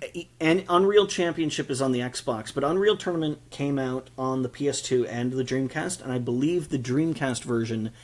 I'm looking it up. Yes, the Dreamcast version did have online play. The PS2 version did not. I knew that one of them did and the other didn't. And online play is kind of a big part of of Unreal Tournament. It's kind of the whole point. So that's obviously a big thing. Oh, you know what? We're fucking stupid. You know, one of the first games we should have brought up is fucking Virtua Fighter. Oh yeah, for sure. Yeah. Yeah. Which were quite successful in the arcade, not as successful as Tekken, but had a very good home conversion on the Dreamcast. Yeah. The Virtua Tennis games were actually really good too. Oh yeah. Absolutely. And obviously there was a lot of like multi-platform ports like Tony Hawk. Yeah. Which is actually an upgraded port. It looks significantly better on the Dreamcast. It's not just like, oh, it's this. It actually looks a lot better. It's not quite the same as like Tony Hawk's 2X on the Xbox, but it is an upgrade. What was that weird game that was just a letter and a number? I remember my buddy had it. D2. Yeah. Terrible name. I don't know if the game was any good. I don't remember anything about the game. I just remember like the cover was like a woman. Yeah, and it was just a red D and a 2. Yeah, you're right. Yes. So that was a game directed by Kenji Eno, the late Kenji Eno. That was the idea. There was to have what they called a digital actress. So they had this female character that they created. And their idea was, we will use her in multiple games, and she will portray different characters in multiple games. This was kind of an idea that some people had around that time. Like, do you remember Final Fantasy: The Spirits Within? Mm-hmm. That was. How can I forget that travesty? Yeah. Well, yeah. It's fine for what it is. If you don't, is it though?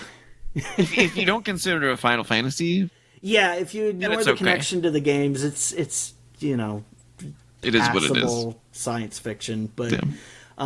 Aki Ross, that character, was also originally slated to be a digital actress that would appear in multiple Square pictures if Final Fantasy: The Spirits Within hadn't one and done them in, to say so to speak. But D2 is like it's like a survival horror game. Yeah, I remember it being ominous. Yeah. Yeah.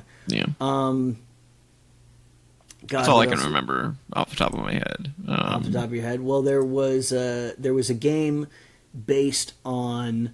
I've been trying to think of more. You probably won't recognize this, but there was a game based on heavy metal, which was a magazine, still is, I believe, that featured basically chicks in chainmail, kind of fantasy sci-fi comics and stuff. There were some movie adaptations, and there was a video game inspired by heavy metal called Heavy Metal Geomatrix on the Dreamcast, which is a weird thing to do, but they did it.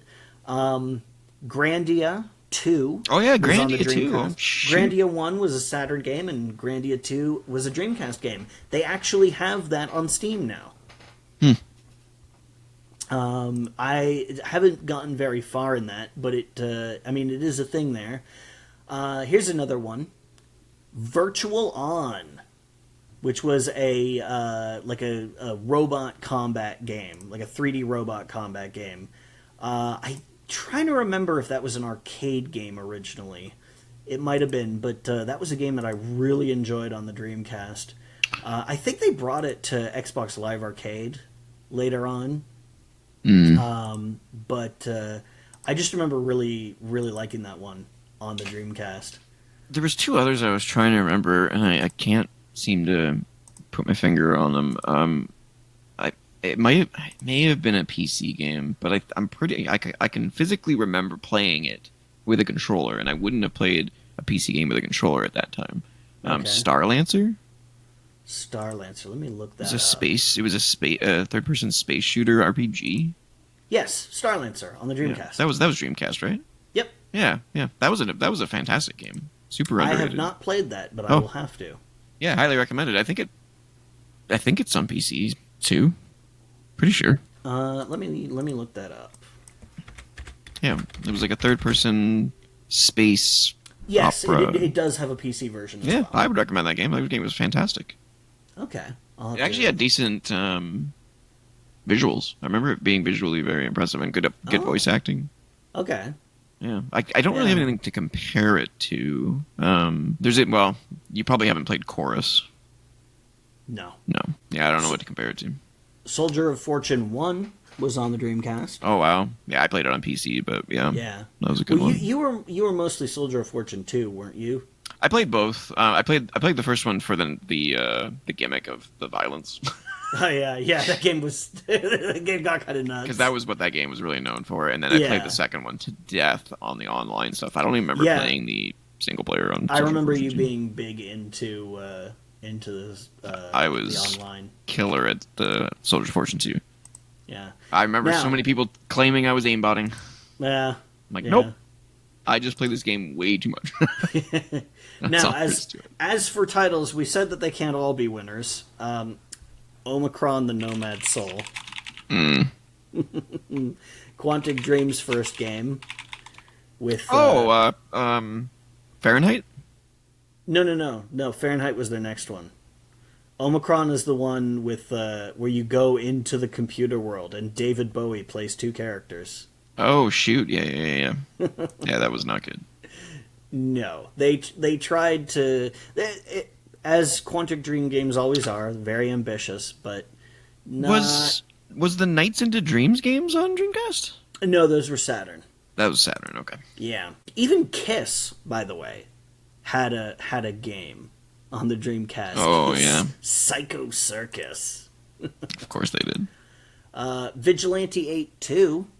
I was on N64. I played that, but I may have played that on Dreamcast as well. Yeah, the second one came out on Dreamcast. That's a series that needs to come back. Yeah, yeah. Bangai-O, which is a weird, like, cluster missile, side-scrolling, flying combat game from Treasure. Same people who made Ikaruga and Radiant Silvergun. Speaking of Ikaruga, also a Dreamcast game originally. Yeah, and then it came out on GameCube, which is most people know that for being a GameCube game. But yeah, because it came out on GameCube here in North America. Yeah. But yeah, fucking. So, I think we've demonstrated at this point that the Dreamcast had despite its fairly short life, it was discontinued in 2001. Had a 2-year lifespan. Yeah, pretty solid selection of titles. That's a lot of games for 2 years. Yeah, and a lot of really good ones. Obviously, like we said, they're not all great, but there's a lot of hits there. Time Stalkers was another one. Time Stalkers. It was an RPG. I'm gonna have to look that one up. I don't remember it being like amazing or anything like that, but it was good. It wasn't Skies of Arcadia good, but it was. Yeah. It was decent. Okay. I think I might have seen this on store shelves at some point, but I never played it. But if you tell me it's good, I'll have to. I'll have to check it out. It's probably like a 6 or a 7. Like it's not. Well, it's not a great game. But I remember because I never owned a Dreamcast. Dreamcast is one of 2 consoles of the main series of consoles that I never purchased or owned, and still don't own today. The other one is Xbox One because there was no point in buying that. System. I did have a Dreamcast, but I didn't get it until it was discontinued. Because when that happened, I thought 2 things. I thought, oh shit, the Dreamcast price is going to drop as they're cleared out, and oh shit, I better get one before they're gone. Yeah, because I've wanted to get one, and now it's do or die. So I picked mine up like really shortly after they announced that they were discontinuing it. I don't know how much it costs to get a Dreamcast these days. Let's see. Because I was really into PSO, and I would honestly say that probably like 80% of my playtime on the Dreamcast back in the day was probably PSO. Like on my actual physical Dreamcast, almost entirely PSO. I loved that game so much. It seems like the Dreamcast today is worth about $150 without the box. With the box, it's about $350 to $400 Canadian. For a piece of cardboard? Well, you got to remember, collectors want the box. Yeah. It's a nice looking box. It's got like that cool, like weird, warm color, like purplish, almost like a false color thermal image. Color it's basically the controller with like a horizon. Yeah. It says the ultimate gaming system on it. I remember that. Yeah. Well, at the time, it was. It was really cool. It was really revolutionary. What was Dolphin Blue? Do you remember that? Dolphin Blue. Yeah. That was another game that stuck out. See, so yeah, I never got to this. So like, I never bought the Dreamcast, but my buddy had a Dreamcast, and I was over there every day at lunch because he lived right across the street from the school. Yes, so I went know over which there all friend the you're time. talking about. We've mentioned him on the podcast before briefly, I believe. So I played Dreamcast there. I also played the Dreamcast for the first time on his system. There you go. Yeah. Man, that controller's funky. Yeah. It kind of looks like the Xbox Duke. Yeah, but with one stick. It's you can see a lot of things from the Dreamcast passed on to the Xbox. Remember, the original Xbox controller also had 2 slots for attachments to go in. It did? The Duke? Yeah. Oh yeah, it did. Yeah, the top in the middle. Yeah. That's funny. Yeah, they kind of just copied them straight up. Yeah, the Dreamcast controller I think gets unfairly maligned. It does have problems, I will say. It was kind of comfy though. It wasn't like egregious. Well, here's the thing. If you look at the angles of it, it's kind of angled inwards instead of outwards. Yeah, it's not good for your thumbs. So it's kind of awkward to hold for long periods of time. But the handles on it, just the way they're molded, those feel pretty comfortable to me. The triggers on it are really good. It's got nice deep triggers, and the system looks badass. Yeah, it's a very clean design. Yeah. I mean, Sega, kind of has a history of doing pretty clean-looking consoles, but it kind of looked like a combination of GameCube and PlayStation 1. Yeah. It's got like the 4 ports on the front for the controllers, and then it's got that sort of white. It wasn't white, but it was like a gray, like a really light gray. An almost white gray. It was like 95% white, 5% gray. It was a very subtle off-white. Top loader with the power button and the reset and open the tray and all that stuff. And it's satisfying. I know that's it is a weird thing to bring up, but the disc open mechanism, it just feels good. You know, it's got a nice clang to it. I compare that for modern day me with keyboards. Like, I love a mechanical keyboard. Yeah, a good keyboard feels really nice. Yep. It's hard to sell that as like, this is a reason why this is great, but like the experience of using things is important. Yep. And it's not a deal breaker if the fucking open button for the lid doesn't feel good, but it's just that satisfying little thing, like cling. Oh yeah, that feels good. Someone's selling a portable Dreamcast handheld. Oh yeah, I've seen people do that before. It's crazy. Yep. That's cool though. Yeah. Great logo. Great name. Yeah. Great system. Yeah, just the little orange spiral. Yep. Very simple, but and then Sega stopped supporting it, and in order to survive, they became a third-party developer, much like a certain other company's probably going to do in the next 10 years. Yeah. But Xbox. Oh, sorry. Yeah, well, honestly, like, here's the thing. It wasn't a bad move. Like, they made the right move. Yeah, as much as I hated to see the Dreamcast die off early, Sega's been doing really well as a third-party developer and publisher, so I can't really argue with those results. But, man, like, the Dreamcast is an example of every single thing being done right. But just not getting people buying it. Still not succeeding. And I think it was probably a combination of people still, stung. Well, after the Saturn, yeah. Here in North America. Not only that, but like they funked up the Genesis with all the freaking add-ons and crap and Sega CD and all that just nonsense, Segmenting the audience by saying, "Oh, you have to buy this attachment for this game and that." Yeah, no one's going to believe you after a certain amount of failures like that, and I think they burned their goodwill. Yeah. Which is a shame, because like this is the comeback moment. This is the that would have been the thing. Yeah. This is the thing that gets everybody back on your side.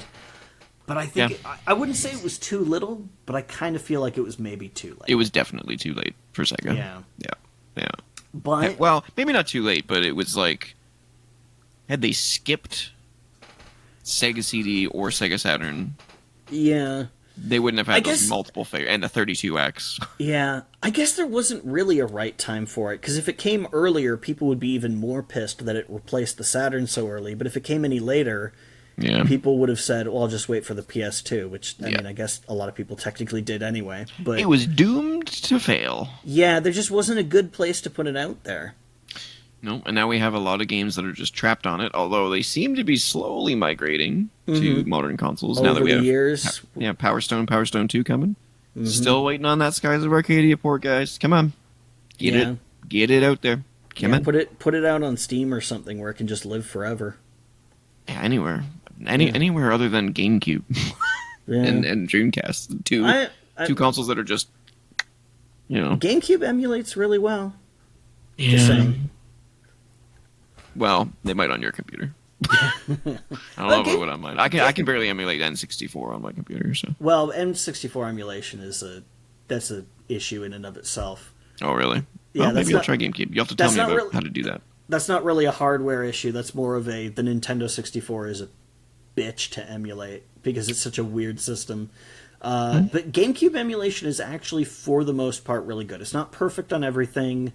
Rogue Leader is going to give you some trouble. Even on my system, it chugs because that game's doing some stuff that I think the emulator doesn't fully understand how to do correctly, so it kind of... But most of the time, games run really well.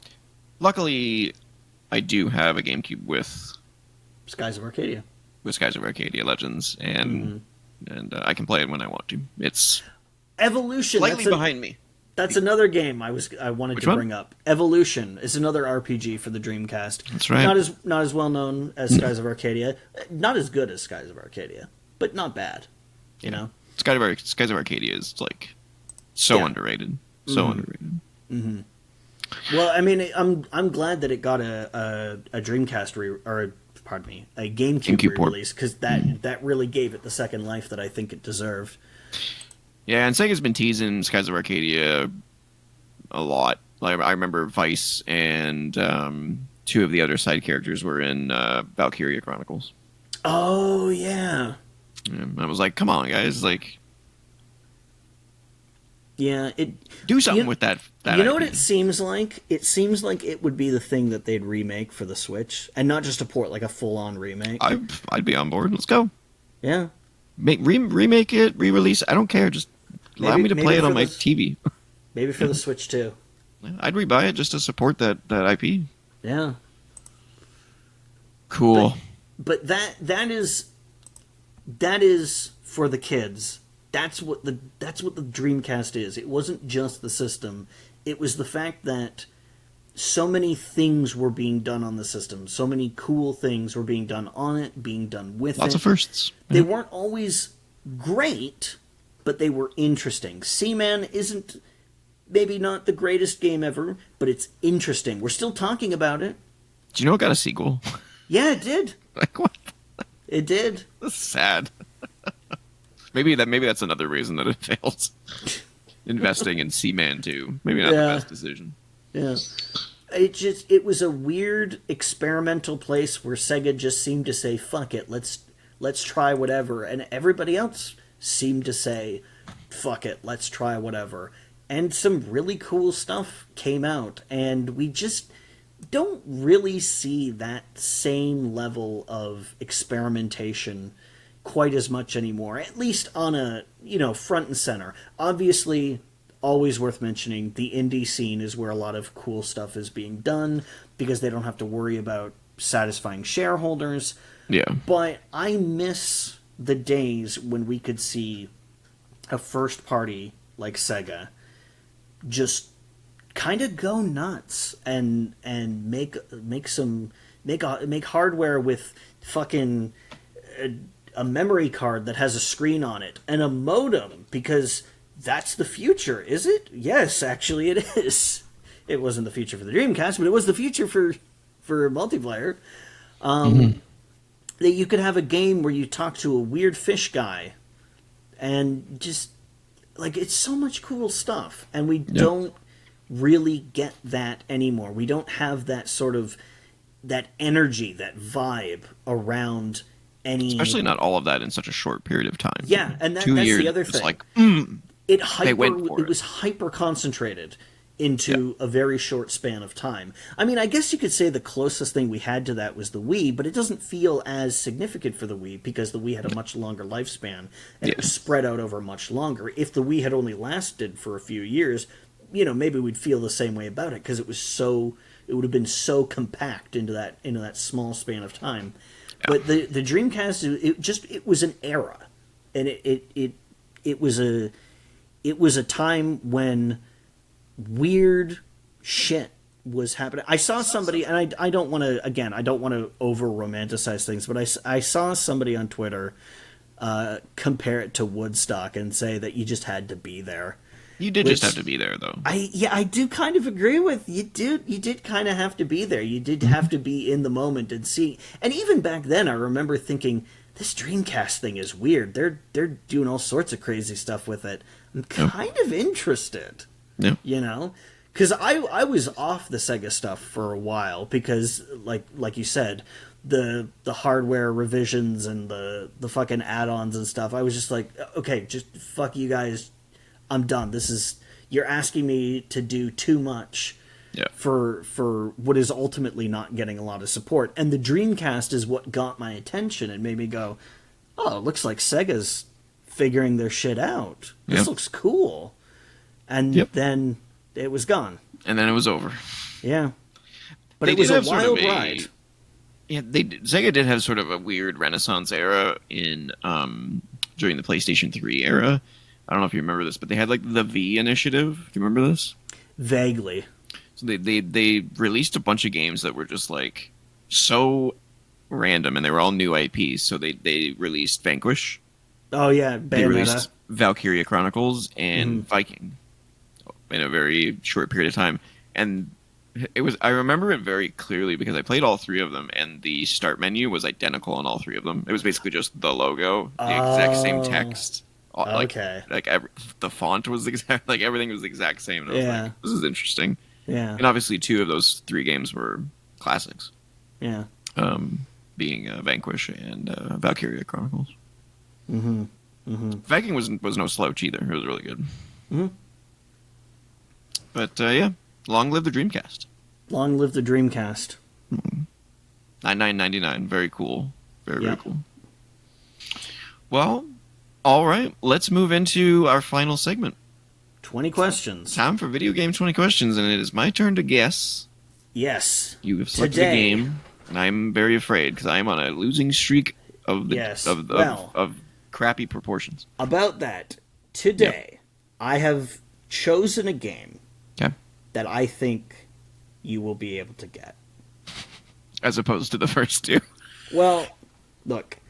Today I'm trying to throw me a bone. I'm trying to give you a win today. Okay. Okay?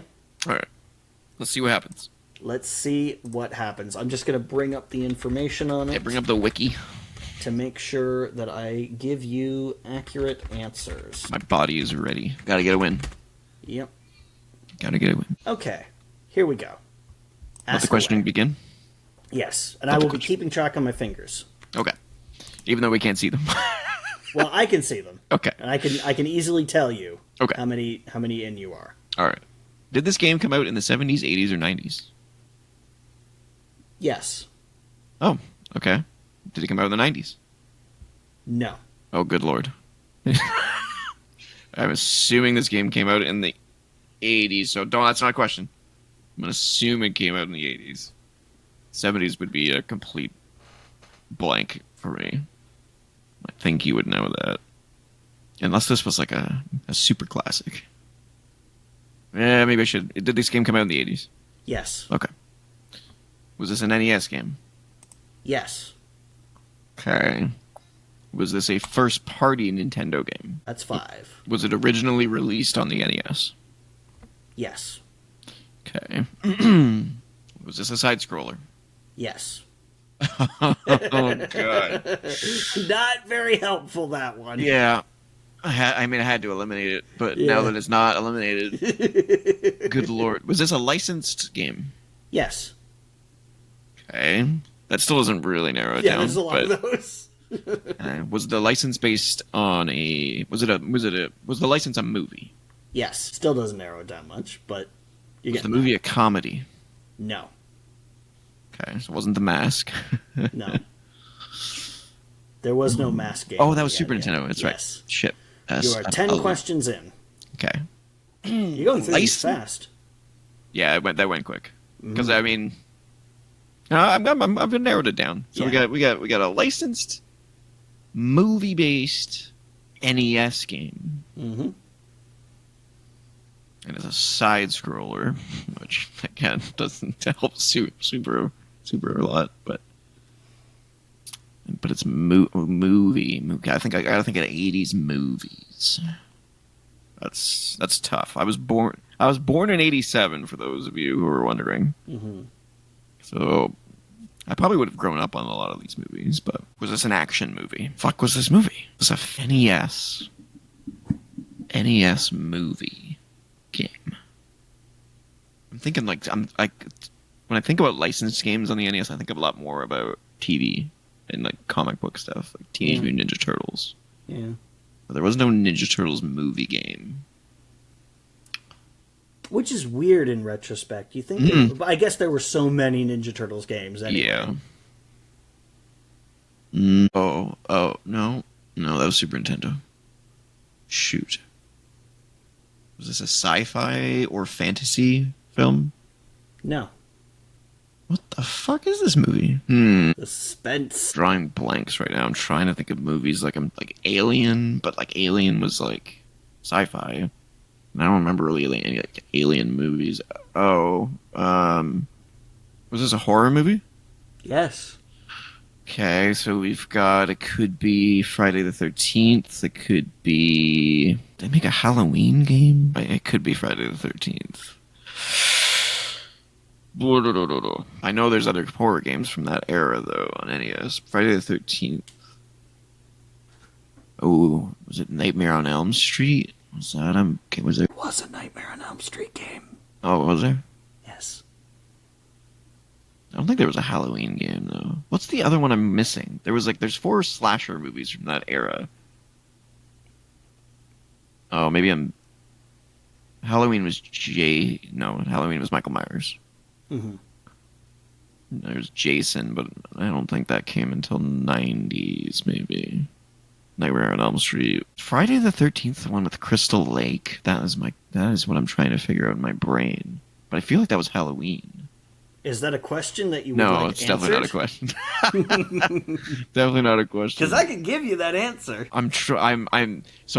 Full disclosure, I'm not a horror movie fan, so I mix up all the big ones. Oh yeah, there's those 4 old ones. Like I mix up not the protagonist. What would you call it? I guess the antagonist. The antagonist. Yeah, like I mix up the antagonist in these movies because they're not named after the antagonists. So like, no. Friday the Third. Like the only one I know for sure is Krueger in Nightmare on Elm Street. Yes. No. Is that Friday the 13th? Fuck. Is that a question you want answered? No. Shit. I don't remember a Halloween movie, so I have to move away from that. Or I don't remember a Halloween game, I should say. At least not back then. There was no Ash vs. Evil Dead. I don't even know if I would call those movies horror movies. Those are like fucking just weird fucking movies. Yeah. I'm trying to think of what I can narrow down Friday the 13th, but I don't know who the fucking antagonist is in that goddamn movie series. I think it's Michael Myers. But no, that's Halloween. Who's the other fucking guy? There's Freddy Krueger, Michael Myers, Jason. Who the fuck am I missing? Leatherface. Leatherface I'm missing. What movie is he from? Is he from Friday the 13th? Okay, did this game take place on Crystal Lake? Yes. Fuck. Which movie is that from? I know it's either Halloween or Friday the 13th, so how do I narrow it down between those two? I can't ask about those movie franchises. That would be cheating. How do I narrow it? God. You got so many questions left. You're 14 in. I know. But how do I narrow... Like, I have the game in my mind. I have it pictured. There was an overworld map, and you moved around it in very odd directions. Like, you had to go left, and in order... Like, when you went left on the side-scrolling screen, sometimes you went right on the over-map screen. Like, it was fucking weird. Like, just strange. Like, you had to go, like, into the background sometimes, and sometimes that would make you go in a different direction on the overworld map. It was really fucking weird. And then you had to fight. It had to have been Michael Myers, I think, because he had, like, a purple vest on and a mask. And the only one with a mask is Michael Myers and... But Leatherface? Who is fucking Leatherface? Gotta be Friday the 13th, right? I could name some more horror movies and really throw you off here. I'm 99% sure I have that it's one of these games, but I don't know which one. But I think it's Friday the 13th, because I don't remember a Halloween game on NES. Fuck, how do I narrow this down? Fuck. I know it takes place in Crystal Lake. Which movie is it? Ah! I don't know what to do. I can think of several questions that would narrow this down. But I can't ask questions about the title, because that would be cheating. So I can't say, is there a number in the title of this game? Is that cheating? That's the rules I've always played by. If you're asking about a question about the title, then it's cheating. Okay. So I can't do that. I can't ask, is this... Because that's what I was thinking of as one of the ways you could narrow it down. Yeah, I was like, I could have asked, is this based on a October holiday? But I can't do that. So, how do I narrow it down? That's my fucking problem. I'm just gonna have to guess because I don't have a way without cheating. Asking about the title or asking about the movies. You don't have to guess. You still got 5 questions and a guess. I know, but I can't think of any question that would allow me. Like, I could ask, does this game star Michael Myers? Or is Michael Myers, like, I'll just ask it as one of my questions. Is Michael Myers the antagonist in this game? No. So it's got to be Leatherface. But I don't know which movie Leatherface is in. Halloween or Friday the 13th. How many questions do I have? You have 4 and a guess. The audience is screaming at you. Oh, yeah, the audience is... Of course they are. I'm not a horror movie fan, guys. Sorry. I apologize sincerely. God damn it. I know the game, but I don't know if... It's gotta be Friday the 13th. It's gotta be, right? Does it gotta be? I don't fucking know. I think it is, because, like, Halloween... I don't know. So it's gotta be Leatherface. Is Leatherface Halloween? No, Michael Myers is Halloween. Right? Michael Myers, Halloween. That's, like, synonymous, right? And, like, Friday the 13th is, like, no one says Leatherface as much as they say Freddy Krueger and Michael Myers. Jesus. This isn't testing my game knowledge anymore. This is testing my movie knowledge. I can picture the game in my head, but I can't picture the title. And I literally don't have a way of figuring it out. Does this game star Leatherface as the antagonist? No. No? Who the fuck is it? Jason? It's gotta be Jason then. Maybe that's the one I'm missing. That doesn't help me still. That's not gonna help you with the title, is it? No, because neither of these movies is called Jason. They don't call the movies Jason until like Jason versus Freddy. I think Jason is Friday the 13th. And I think Michael Myers is Halloween. I just have to go for it. Is this game... And now you're second guessing yourself. Is this game Friday the 13th? Final answer. Yes! Yeah! Nailed it. You didn't even pick up on the hints that I was dropping you before. No, what did you hit me on? I said that today was an auspicious day. I said that it is Friday the 13th today. It is Friday the 13th Holy today. Shit. I said today. How did I not pick up on that? I am going to try and give you a win. That's freaking hilarious. That's a good call. Here's the thing. I thought about making it Nightmare on Elm Street, because there is a Nightmare on Elm Street game. Yeah, I'd have no idea what that one is. And the thing is, I know it's Freddy Krueger, but... They're very similar. Mm-hmm. They were published by the same company.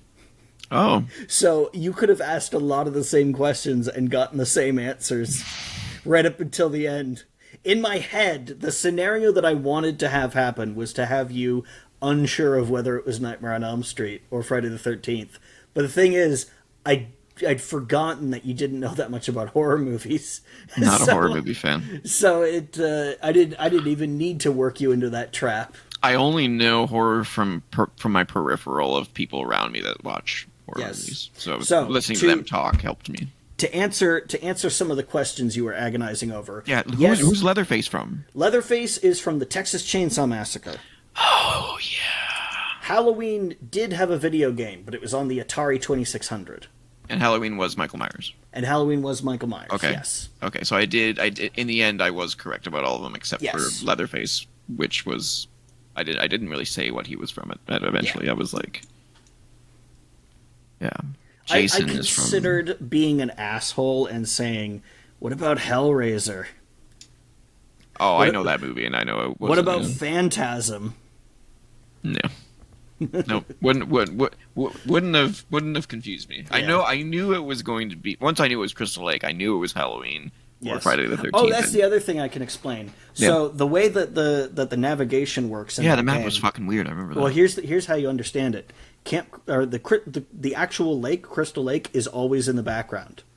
So if you think of your character as rotating around the game world with Crystal Lake always in the background, navigation on the map suddenly makes sense. Oh, okay. Gotcha. But they never depict, because there's like curves in the road, in the path. They never depict you turning a corner or turning a curve. No. So you don't realize that that's what's happening. But as long as you keep in mind the lake is always in the background, suddenly it's easy to go, oh, okay, so relative to the lake, I'm here, and if I go right, it's actually going to take me left, because what's north on the map is I'm facing south, because the lake is always in the background. I've looped around the side, and now the lake is to my south. Right. Yeah. I think I've seen games that do that before. Yeah. Gotcha. Yeah, good pick. Yep. Good pick, yeah. Not like a great I said, game. I wanted... Well, no, not really. Like I said, I wanted to give you one that you could get. Yeah, I can get that one for sure. I never... I think I played it like once or twice, but I never played it. I've just heard a lot about it, especially through like Angry Video Game Nerd. Yeah, it's most famous because of being featured in the Angry Video Game Nerd. Yeah. You also... You made the right choice asking early on if it was an NES game. Because there was also a Commodore 64 Friday the 13th game, and it's not the same game. It's a very different game. It has the same title, but it's a very different game. Well, I tend to pick like the most common console of the generation to start off with, and I also knew that you were going to pick a slightly easier game. Yeah. So I was like, he wouldn't pick a Commodore game. No. I did own a Commodore 64 though. Yes, you did. Mm-hmm. It was your Commodore 64 that I first used that was the first time I used a C64. I regret selling that thing. Yeah. You could plug the fucking Sega Genesis controller into it and use it. Yep. Do you know why that is? The port was the same? Yep. The port was actually used for the Atari 2600, and it was copied and used by other system manufacturers, including Commodore and including Sega. So they used the same port and they used the same signaling. So you could plug a Genesis controller into them, or you could. I can't think of any reason why you couldn't plug an Atari controller into a Genesis. I've never tried it, but yeah, it's interesting. It should work. Interesting. Early cross compatibility before like USB and stuff like that. Yeah. Yeah, I remember Commodore being really fun. Yeah. I played games like Wavy Navy, Star Trek, because they couldn't afford the license. Oh god, the sheer number of off-brand Star Trek and Star Wars games. Yeah. Staggering. Wavy Navy was probably the best game on that system that I played. Yeah, the giant floppy disks. Oh, I've got a whole. Well, they weren't the giant ones; they were like the medium-sized ones. Yeah. They're not the 8-inch ones. They're the 5 like quarter inch 4. ones. Yeah. But I've got a whole box of them sitting on my coffee table. That's cool. Not but you don't own a Commodore though? They're not Commodore 64 discs. They're Oh, TRS-80 it's just the discs. discs. I see. But I also don't have a TRS-80 in my apartment either. Yeah. Cool. Well, good pick. We are now both 1 and 2. Mm-hmm. We'll see how that changes next week. Yep. Because I feel like I've given you not super hard ones. But you stumped me a few times. But I did stump you. We've now stumped each other the same amount of times. So interesting. Maybe now we should do easy mode and hard mode, but maybe not. Maybe we just pick one. Yeah. Just go for it. All right. Well, this has been a shorter show than normal, but that's okay. We've been trying to get the length down anyway. Yeah. Yeah. Plus, we didn't have a list. This week. Lists take up a lot of the time. It was just old men reminiscing about the glory days. Don't call me an old man. Hey man, we're the same age. This is a true statement. I do have gray hair. You can't see it. I have 3. I have 3 gray hairs. Oh, I have way more than that. Oh my god. Oh dear. That's scary. God, you can't see it on camera, but like these here are like I'm getting like the Clooney. Yeah, that's where I've got my 3. Yeah, and I have like a white stripe like right all the way down there. It's depressing. And then you can kind of see it in my goatee, but a lot of that is white. Yeah, but I mean beards go early anyway. It's true. That's true. All right. This has been Press Pause, a gaming podcast. If you want to reach Episode 13 on Friday the 13th. This is true. Yeah. It won't go up on Friday the 13th. No. Actually, it might, because we've ended early. I might be able to get it up tonight. If you want to reach me on Twitter, I am at COE_TJLeo. And I am also on Twitter at Ninjas. Not at Owlbastard? No, okay. we looked that up and it was already taken. Bastard. Owl bastard. It's going to be the running joke. It's going to be but nobody's going to know. No, not for a while. We got to get that up. We do. It's on you. It's not on me. I can do it anytime.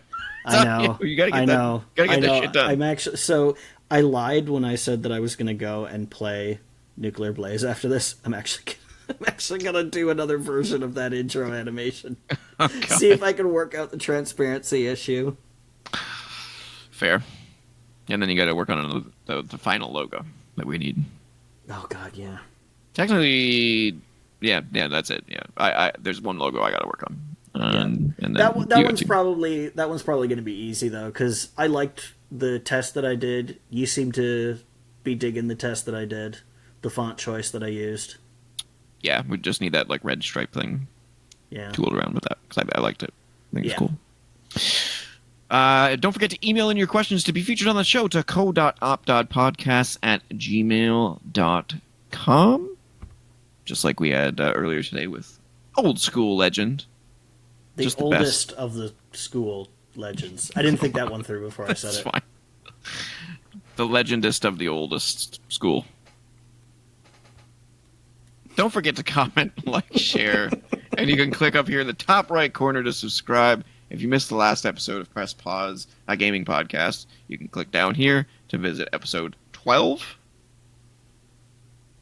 And that's been Press Pause, a gaming podcast. Now get back to gaming.